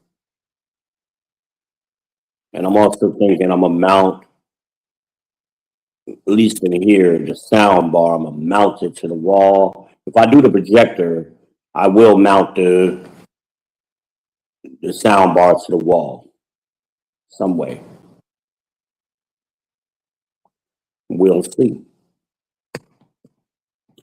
We'll see. I'm gonna put it together. I need another Echo Dot for this room. I could put it right over here behind me, and that'll cover the kitchen and the den. Yeah, I'm figuring out the logistics of my place, and now that I'm sitting in here, I got different thinking than what I originally had. Because originally I was gonna put two end tables. I still may put the end tables on the side of this, and then I don't need a coffee table because I don't want to put a coffee table in here because I want the space open with people. I'm thinking about a gathering like a cookout, people coming in and out. I don't want to block. I want to have this space open. I want it to flow. And I also want them to be able to walk behind the couch because, first of all, I don't want people dragging their dirty feet over my rugs that I'm gonna get. And if somebody is in here watching the projector or the TV, now you're crossing the plane. I'd rather have them walk around. So I ain't got that many people. I don't deal with that many people, but we'll see. We will see. But now I'm looking at they gotta fix that plug. Because that's the perfect spot. I really don't want to do it under the couch, and I can, but I don't want to. I don't want to do that. Because that way I kind of need a table or a stand for the damn projector. We'll see. We will see. And I don't want to mount it up on the ceiling because I don't want to do that. Nope. Or I don't know if I could do it behind my head. Put the projector behind me. Because then that just creates chaos. People be bumping into it. It needs to be in the front.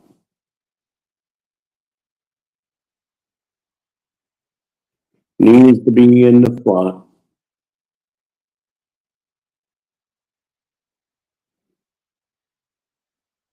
Got to be in the front. And I may not even go with the projector. I may just go with the TV. Bring the TV in here once I upgrade that other TV. We'll see. I gotta clean that deck though. That shit is annoying.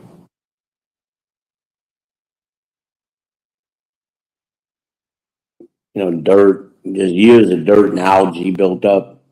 It needs a good deck scrub.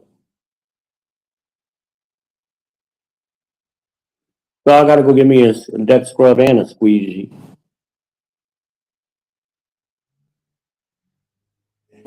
Anybody who know me know I'm big with them squeegees.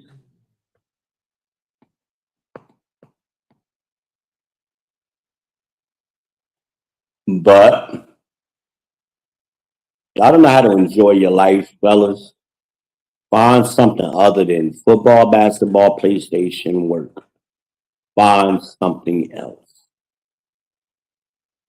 Many things. There's so many things. Sometimes I get distracted and I forget to come on here with y'all. And that's why lately I've been unloading when I come on here because I haven't been on here in a few days. I've been moving for the past week and had different things going on like that. You know, transitioning to a new city, back to my original city. I got distracted. And sometimes when I'm out, I just forget. I got videos I recorded while I was out and just forgot to upload them. On this phone and the other phone. I just forgot to upload them at the time. Because I don't always go live, so I might just make a quick little video. But y'all got to get your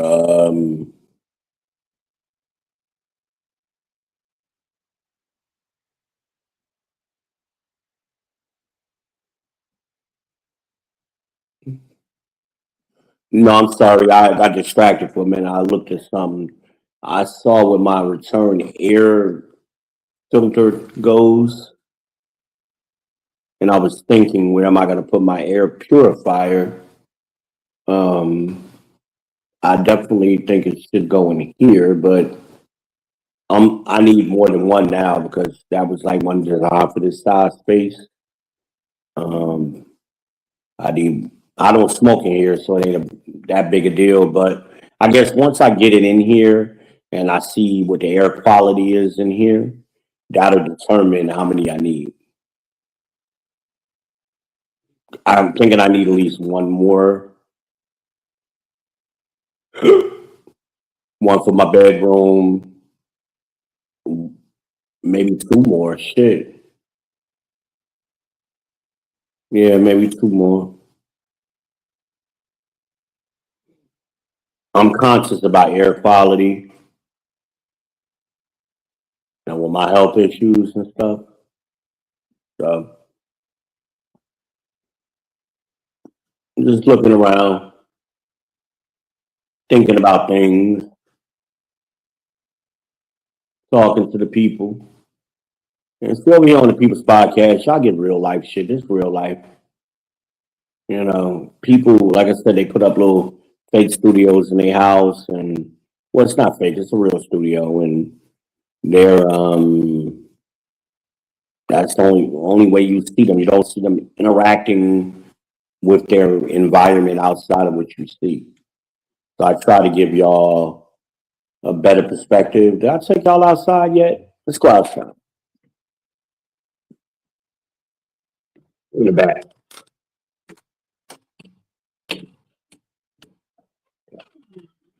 So this is my deck area.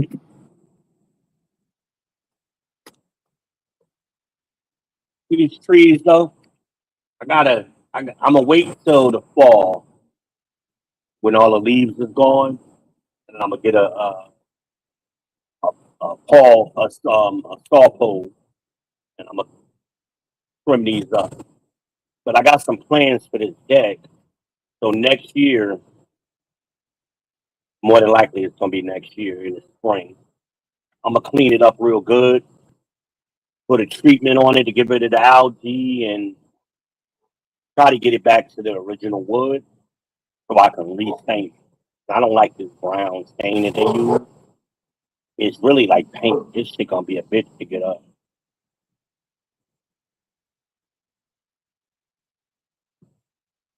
And I was thinking about replacing these spindles with metal ones, but I don't like how they. I gotta get out. I gotta go down there and look and see how they. If they screwed them in, it'd be perfect. It'd be perfect.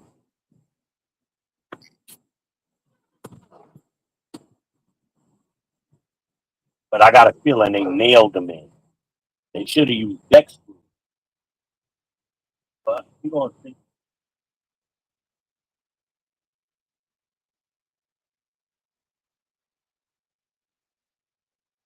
Yeah, it's beautiful. But I'm gonna put an umbrella over here, but I can't do nothing to that. So I trim these branches, these big ass branches out here. I gotta trim these shits out.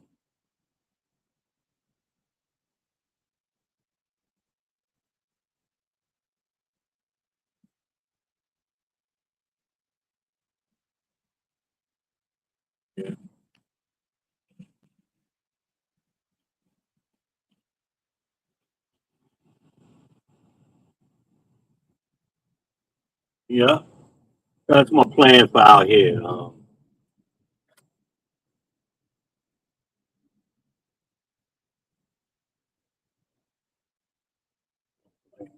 And I gotta wash this house because in this area you get that mold and stuff. But there's a wash you get and just connect the hose and spray it off.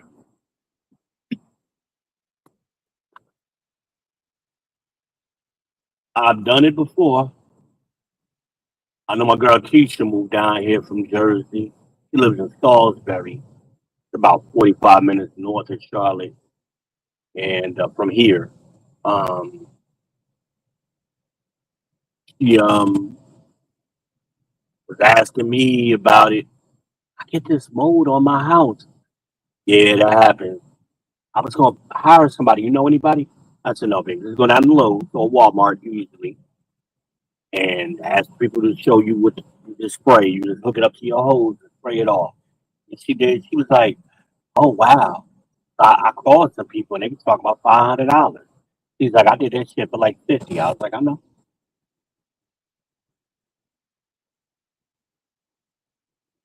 Why? That's how you called your boy. Called your boy for a reason.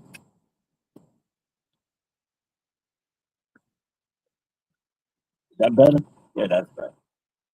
Sorry, y'all. But yeah, some things I got to do.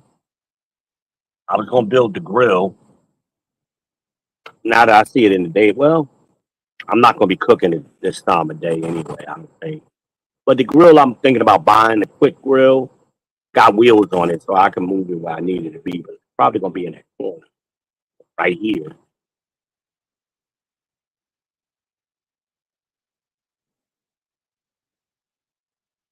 We'll see. But when I build the grill, it's gonna be down there. The other grill, the big grill I want. Um, Little things,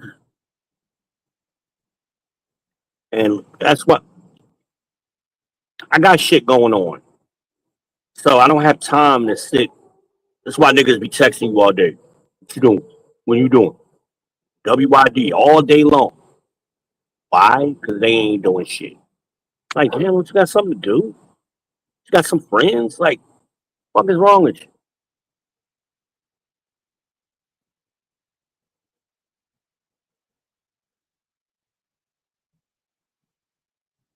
Oh, that's my air kicking in. It sounded like one of them Amazon trucks, you know, the electric ones. But I'm like, how am I hearing that?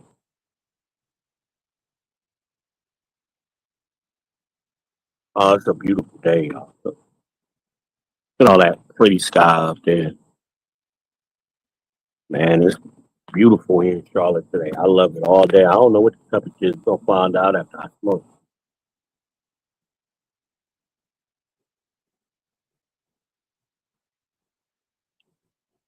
But yeah, and I got some landscaping shit. I need to put some lights back here too on the path.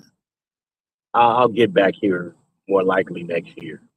I'm thinking about doing something with this concrete. It's just old and I've been looking at options. I got shit to do. And I don't work. And I got shit to do. So I know these guys are working full time jobs. Like How you just sitting home texting and podcasting all fucking day? What you doing? What you doing? What you doing? I'm just taking a break today. I ain't been doing this every day. You got dudes. I told Amanaz that one time. These dudes is on here every day, like 10 hours a day and night, and they claim they got girls. How you got a woman? Woman ain't gonna let you do that shit. She got shit for you to do. The honey-do list.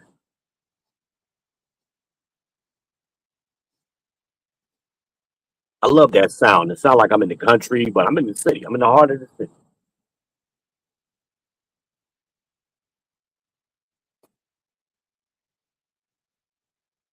I'm in the heart of the city, and I got a little bit of country. A little bit of country.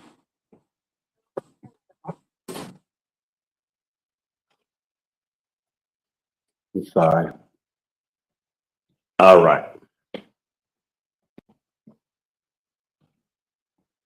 I got to figure out something to do with this hallway. It's too plain. I got to do something with it. I will. Don't worry.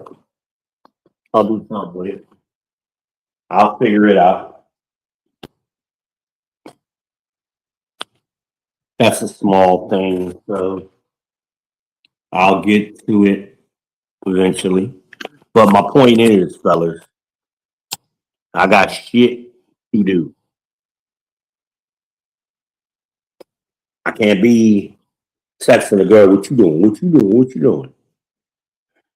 What she's looking for you to say is, let's do this.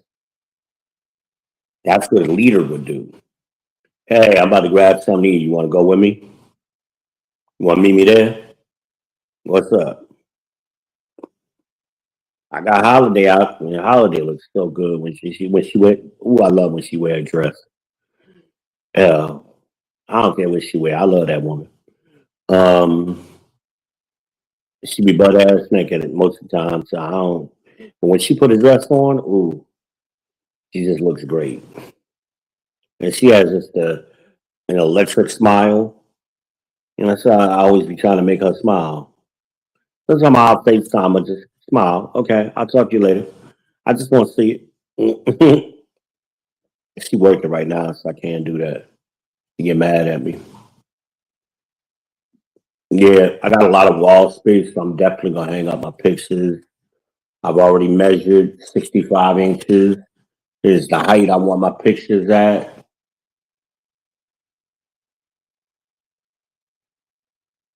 So I'm gonna get them up.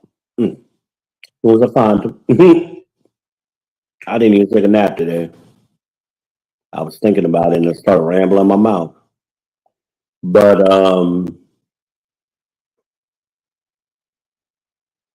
that TV dirty.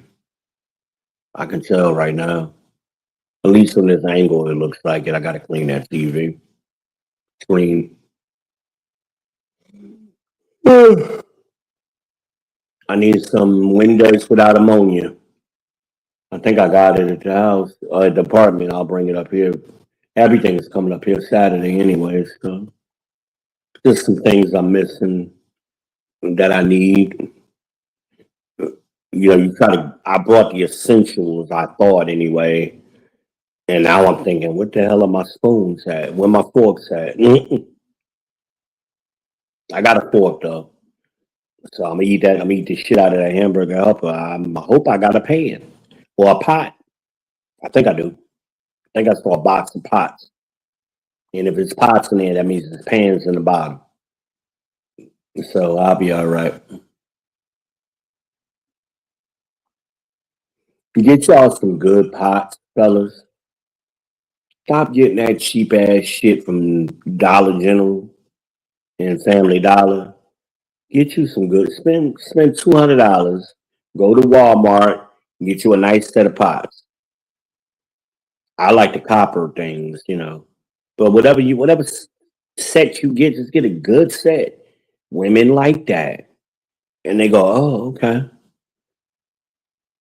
His mama must have gave them to him. His mama did that. Get a blender. Well, if you don't cook, you don't know, but you need a blender sometimes.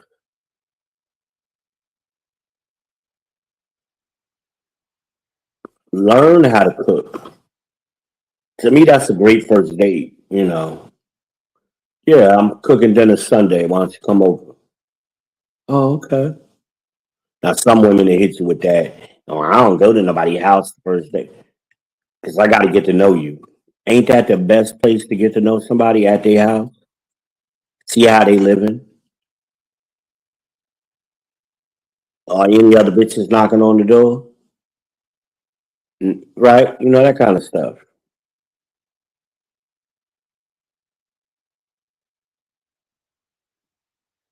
I was there down in Gastonia 2 years. September 3rd would be 2 years. And you figure how many women that I was involved with, Tasty Cakes and Holiday. And when I say involved, I mean intimate. Now, Red was there, but I didn't touch her. I know some of y'all find that hard to believe, but I didn't touch her. But Red was there, but 2 women in 2 years. That's how I roll. I don't deal with a lot of people because I'm nasty and I like being nasty with one person. I don't like people in and out, and I don't like people. So there's only certain types of people that I can be around. So it worked with Tasty Cakes. It worked with Tasty Cakes being in her room doing her job because she worked from home. Both of them work from home. Holiday ain't been here yet. Ain't nobody been here.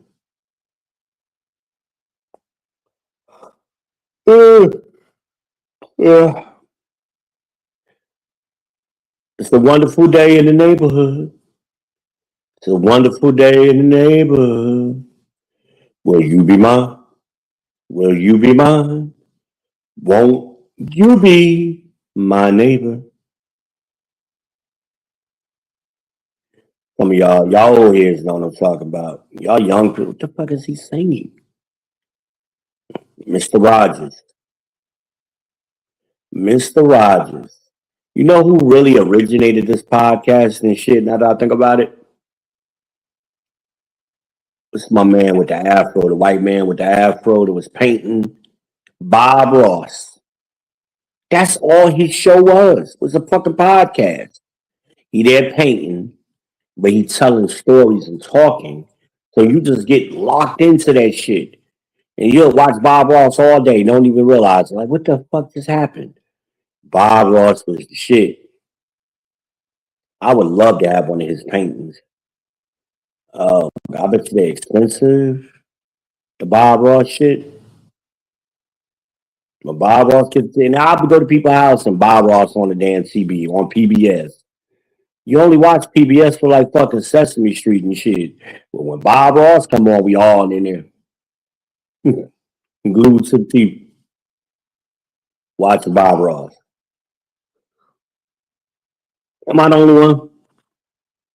Don't nobody else know what I'm talking about? I found my knife too, by the way. So you was on the couch. I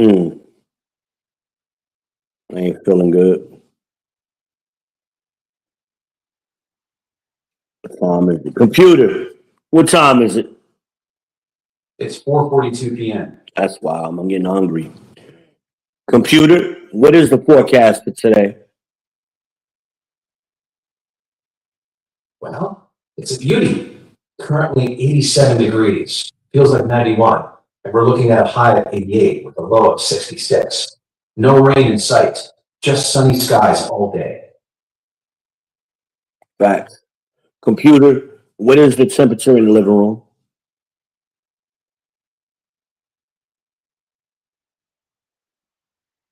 It's 74 degrees in the living room. Thank you. You're welcome.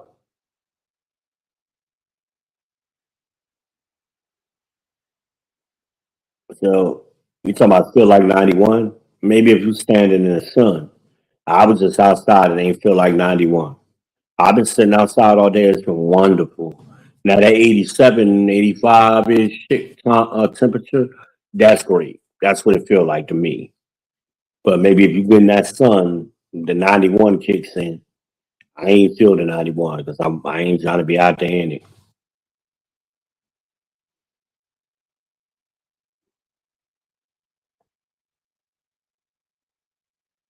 Computer, what is the average price of a Bob Ross painting? A typical Bob Ross canvas, about 18 times 24 inches, now sells for roughly $55,000 to $120,000. Though many auction results average $10,000, $20,000 for less rare pieces.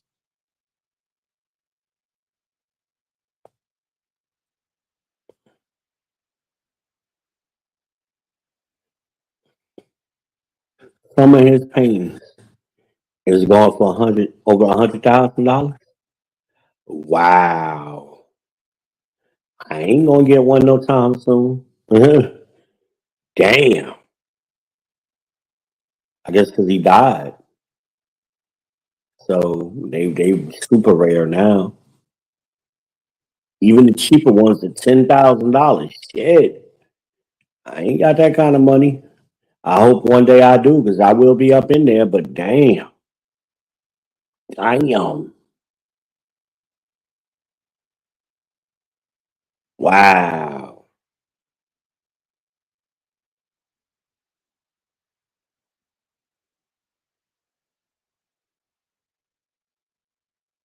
Shit. I'm just thinking about damn. Wow. Guess I should have got one with I better buy one of them bush paintings and she down there painting flowers or some shit in Texas. I wonder how much them shits cost. Computer. How much is George W. Bush's paintings? George W. Bush's paintings have fetched modest amounts at auction, typically $81, $250, with the highest recorded sale around $720 for a painting. Oh, that's not bad. And this is former President George W. Bush, correct? Computer. This is George W. Bush, former president, correct? Yep. George W. Bush was the 43rd president of the United States, serving from 2001 to 2009.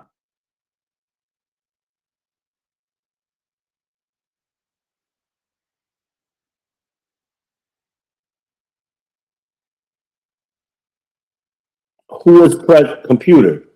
Who was president in the year 2000? Was that Bill Clinton?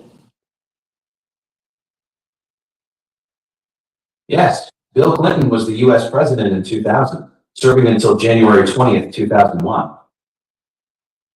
Huh?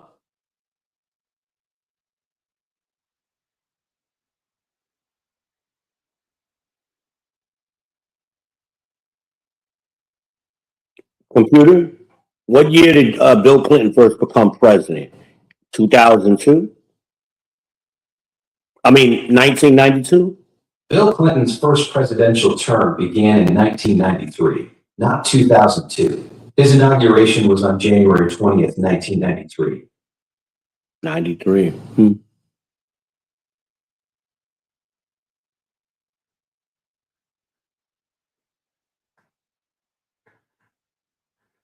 So wait a minute, computer. So Bill Clinton was president so he was president from 1993 to what year? Bill Clinton took office in 1993, inaugurated on January 20th. And what year did he leave office? Bill Clinton left office in 2001, ending his presidency on January 20th that year. Got it. Okay. Perfect. Glad I could help clear that up. Bill Clinton brought us into the 2000s. Didn't realize that. I thought he was gone by then.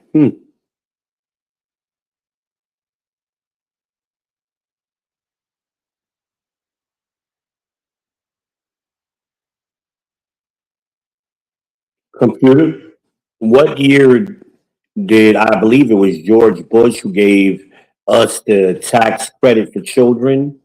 Was that 2001? That summer? Yes, George W. Bush signed the Economic Growth and Tax Relief Reconciliation Act in 2001, which boosted the child tax credit and triggered advance payments that many families received that summer.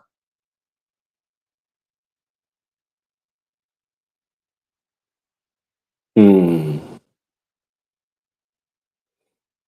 Y'all be giving these Democrats credit for shit Republicans did, but it got overlooked because what else happened in 2001? 9/11. I remember getting that child tax credit, and then 9/11 happened in September, and you forgot everything. Short term memory. I was out doing stuff, fellas. I was on my way to New York City with my family, Dream Imagine and my ex-wife. We were on the Pulaski Skyway heading towards the city when I saw the plane hit the building, the second one.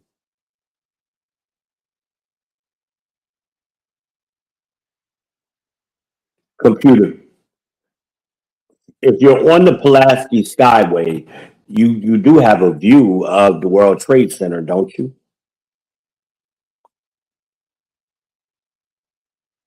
Not really. You won't get a clear view of the World Trade Center from the Pulaski Skyway. It's built over the meadowlands and rivers, and the Manhattan skyline is generally out of sight from that elevation. But I remember seeing the plane heading towards the building. I get why that memory sticks out. Those hijacked flights did fly over New Jersey that morning. Flight 175 was hijacked around 8:42 a.m. over northwest New Jersey, roughly 60 miles from New York, and Flight 11 was on its way southward later that same hour. Both planes were headed straight for the World Trade Center, but the Pulaski Skyway sits over the meadowlands at a height that doesn't give a clear line of sight to Manhattan. Hmm. So maybe I just saw the plane and not it actually hit the building.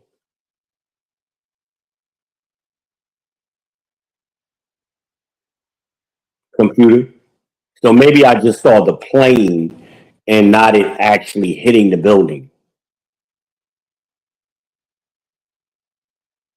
It's likely you saw a plane flying overhead, but the aircraft that struck the World Trade Center were indeed captured hitting the towers.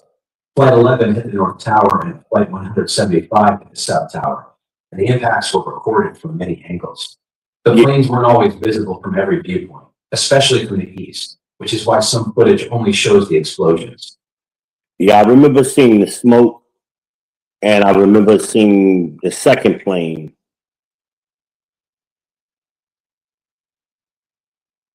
You probably saw the billowing smoke after Flight 175 struck the South Tower at 9:03 a.m., and the impact sent burning debris down surrounding streets. Yeah. That must have been an incredibly intense moment to witness.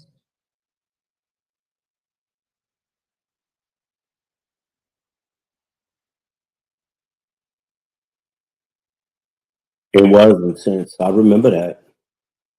Because we couldn't even get into New York. They shut everything down shortly after that. And my brother was working over there. That's what we was going to see. And then we had to turn around and come back. But my point is, I was taking my family to a place I had been many times. They never been through a tunnel like that, New York City, all of those things, that I was giving the experience to my family because I experienced it. I didn't go, what you doing? What you want to do today? No, here's what we doing today. Let's go. Get the kids go. Let's get the kids ready. Let's go. And we did. Imagine was a baby. Wow. Imagine would have been on 9/11. Imagine was what? 2 months old. She was 2 months. Take her ass outside. She got to get some air. Dream would have been a year, over a year. No, Dream would have been 2 years old. Wait a minute. Yeah, he was born in 2000. He turned 1 in 2001 that February. So he was a year and a half old. And so they don't remember nothing. Yeah. Yeah, I remember though. You gotta have experiences. So you got shit to share. And then you gotta get comfortable traveling so that way you can't go travel for the first time with a woman because you don't like you're gonna be uncomfortable and awkward, especially if she's used to traveling. She's gonna be looking at you like, what the fuck is wrong with you? No, we gotta go over here. We gotta go to custom, that kind of thing. You don't want to be the goofball and now she leaving you again. If I go to Tampa and I take a holiday with me, I know Tampa. I've been that way a couple of times. So it ain't an uncomfortable thing. Tampa, Clearwater, St. Pete, Treasure Island, any of that shit.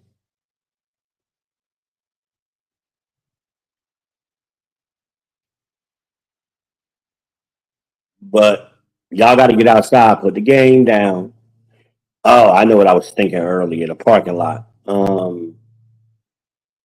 Computer. What is the scripture that says, "When I became a man, I put away childish things"? KJV. That line comes from 1 Corinthians 13:11, where Paul says, "When I was a child, I spoke as a child. I understood as a child. I thought as a child. But when I became a man, I put away childish things." Read it again, please. When I was a child, I talked like a child. I thought like a child. I reasoned like a child. When I became a man, I put the ways of childhood behind me. I talked like a child. I thought as a child. I speak. Oh, you want me to talk like a child? No, That no, verse no. you just asked about actually Computer. is how Paul used to talk. Computer. But No, thank you. sounds good. I thought as a child.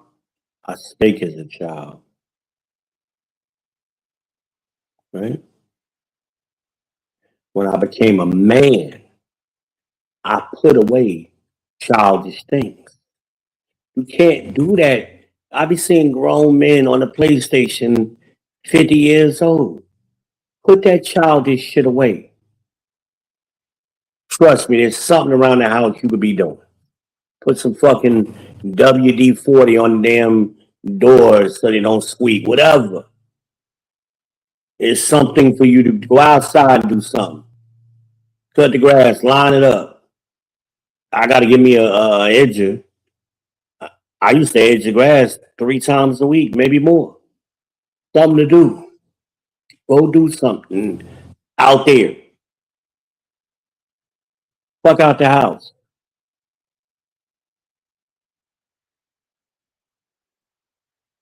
Learn something. You see your neighbor working on his car, go over there and, hey man, you need some help? I want to learn some things. You'd be surprised what you learn from people. Y'all ain't got no skills. You don't do shit with your hands but hold a controller or a phone. Pick up some tools. Do something.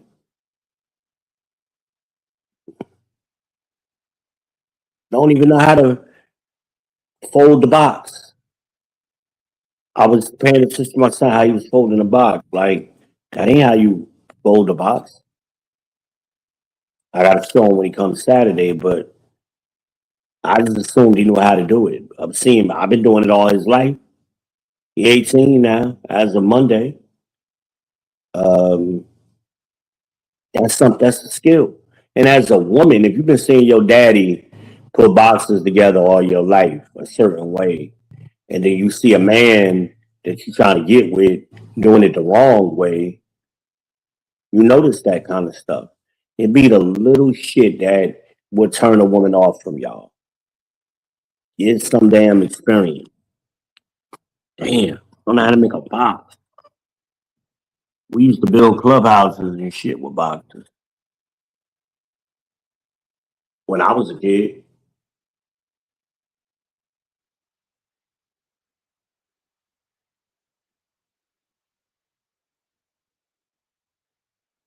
I should have took that ground beef out way earlier. What I should have did. It's all good. I'm gonna give it another hour before I hook it up. How is that? Oh, a piece of trash. Okay. Gotta pick that up. Now I'll be glad. I'm gonna upgrade my thermostat so it works with Alexa. Oh, I'm gonna be so happy when I do that because I hate having to get up. Even though it's comfortable in here, sometimes I be getting hot. Computer, what is the temperature in the living room?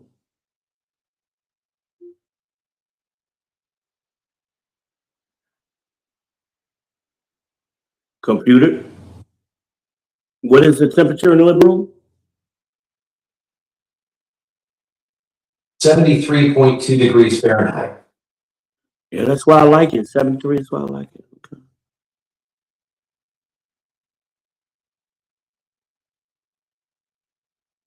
Computer, what is the average temperature in the living room over the last 24 hours? I can only check the current temperature in the living room, which is 73.2 degrees. I don't have access to historical temperature data or averages over time periods. Okay, I didn't know that. Okay.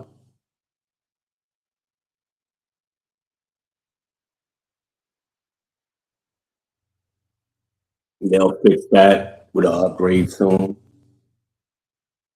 I would think people will want to know. I'm sure when I get the thermostat does that and it'll be able to access that information. I try to keep it set around that temperature. So that's good to know that this house is pretty accurate to what I set on the thermostat. Computer, what is the bedroom temperature?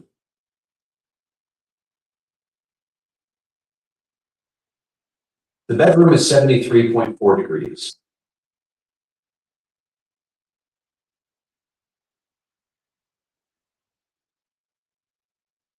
It's 3 degrees. That's what I wanted. Very comfortable for me.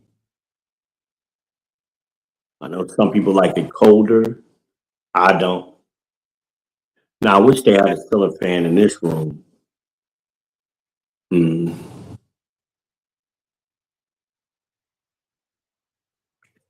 need to get off here, y'all. I've been rambling too much.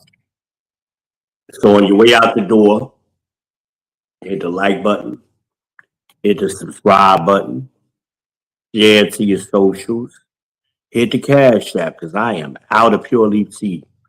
Bought the Pure Leaf Tea Fund. Send me $10 if you can.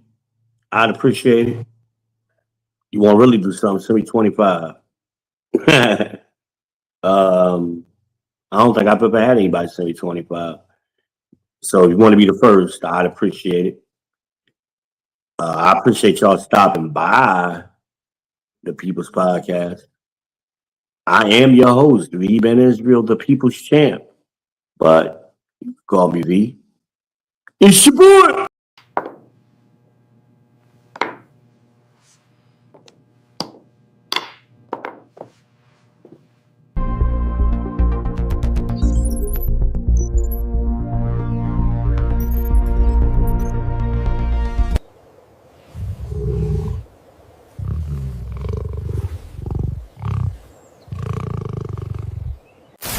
It's your boy.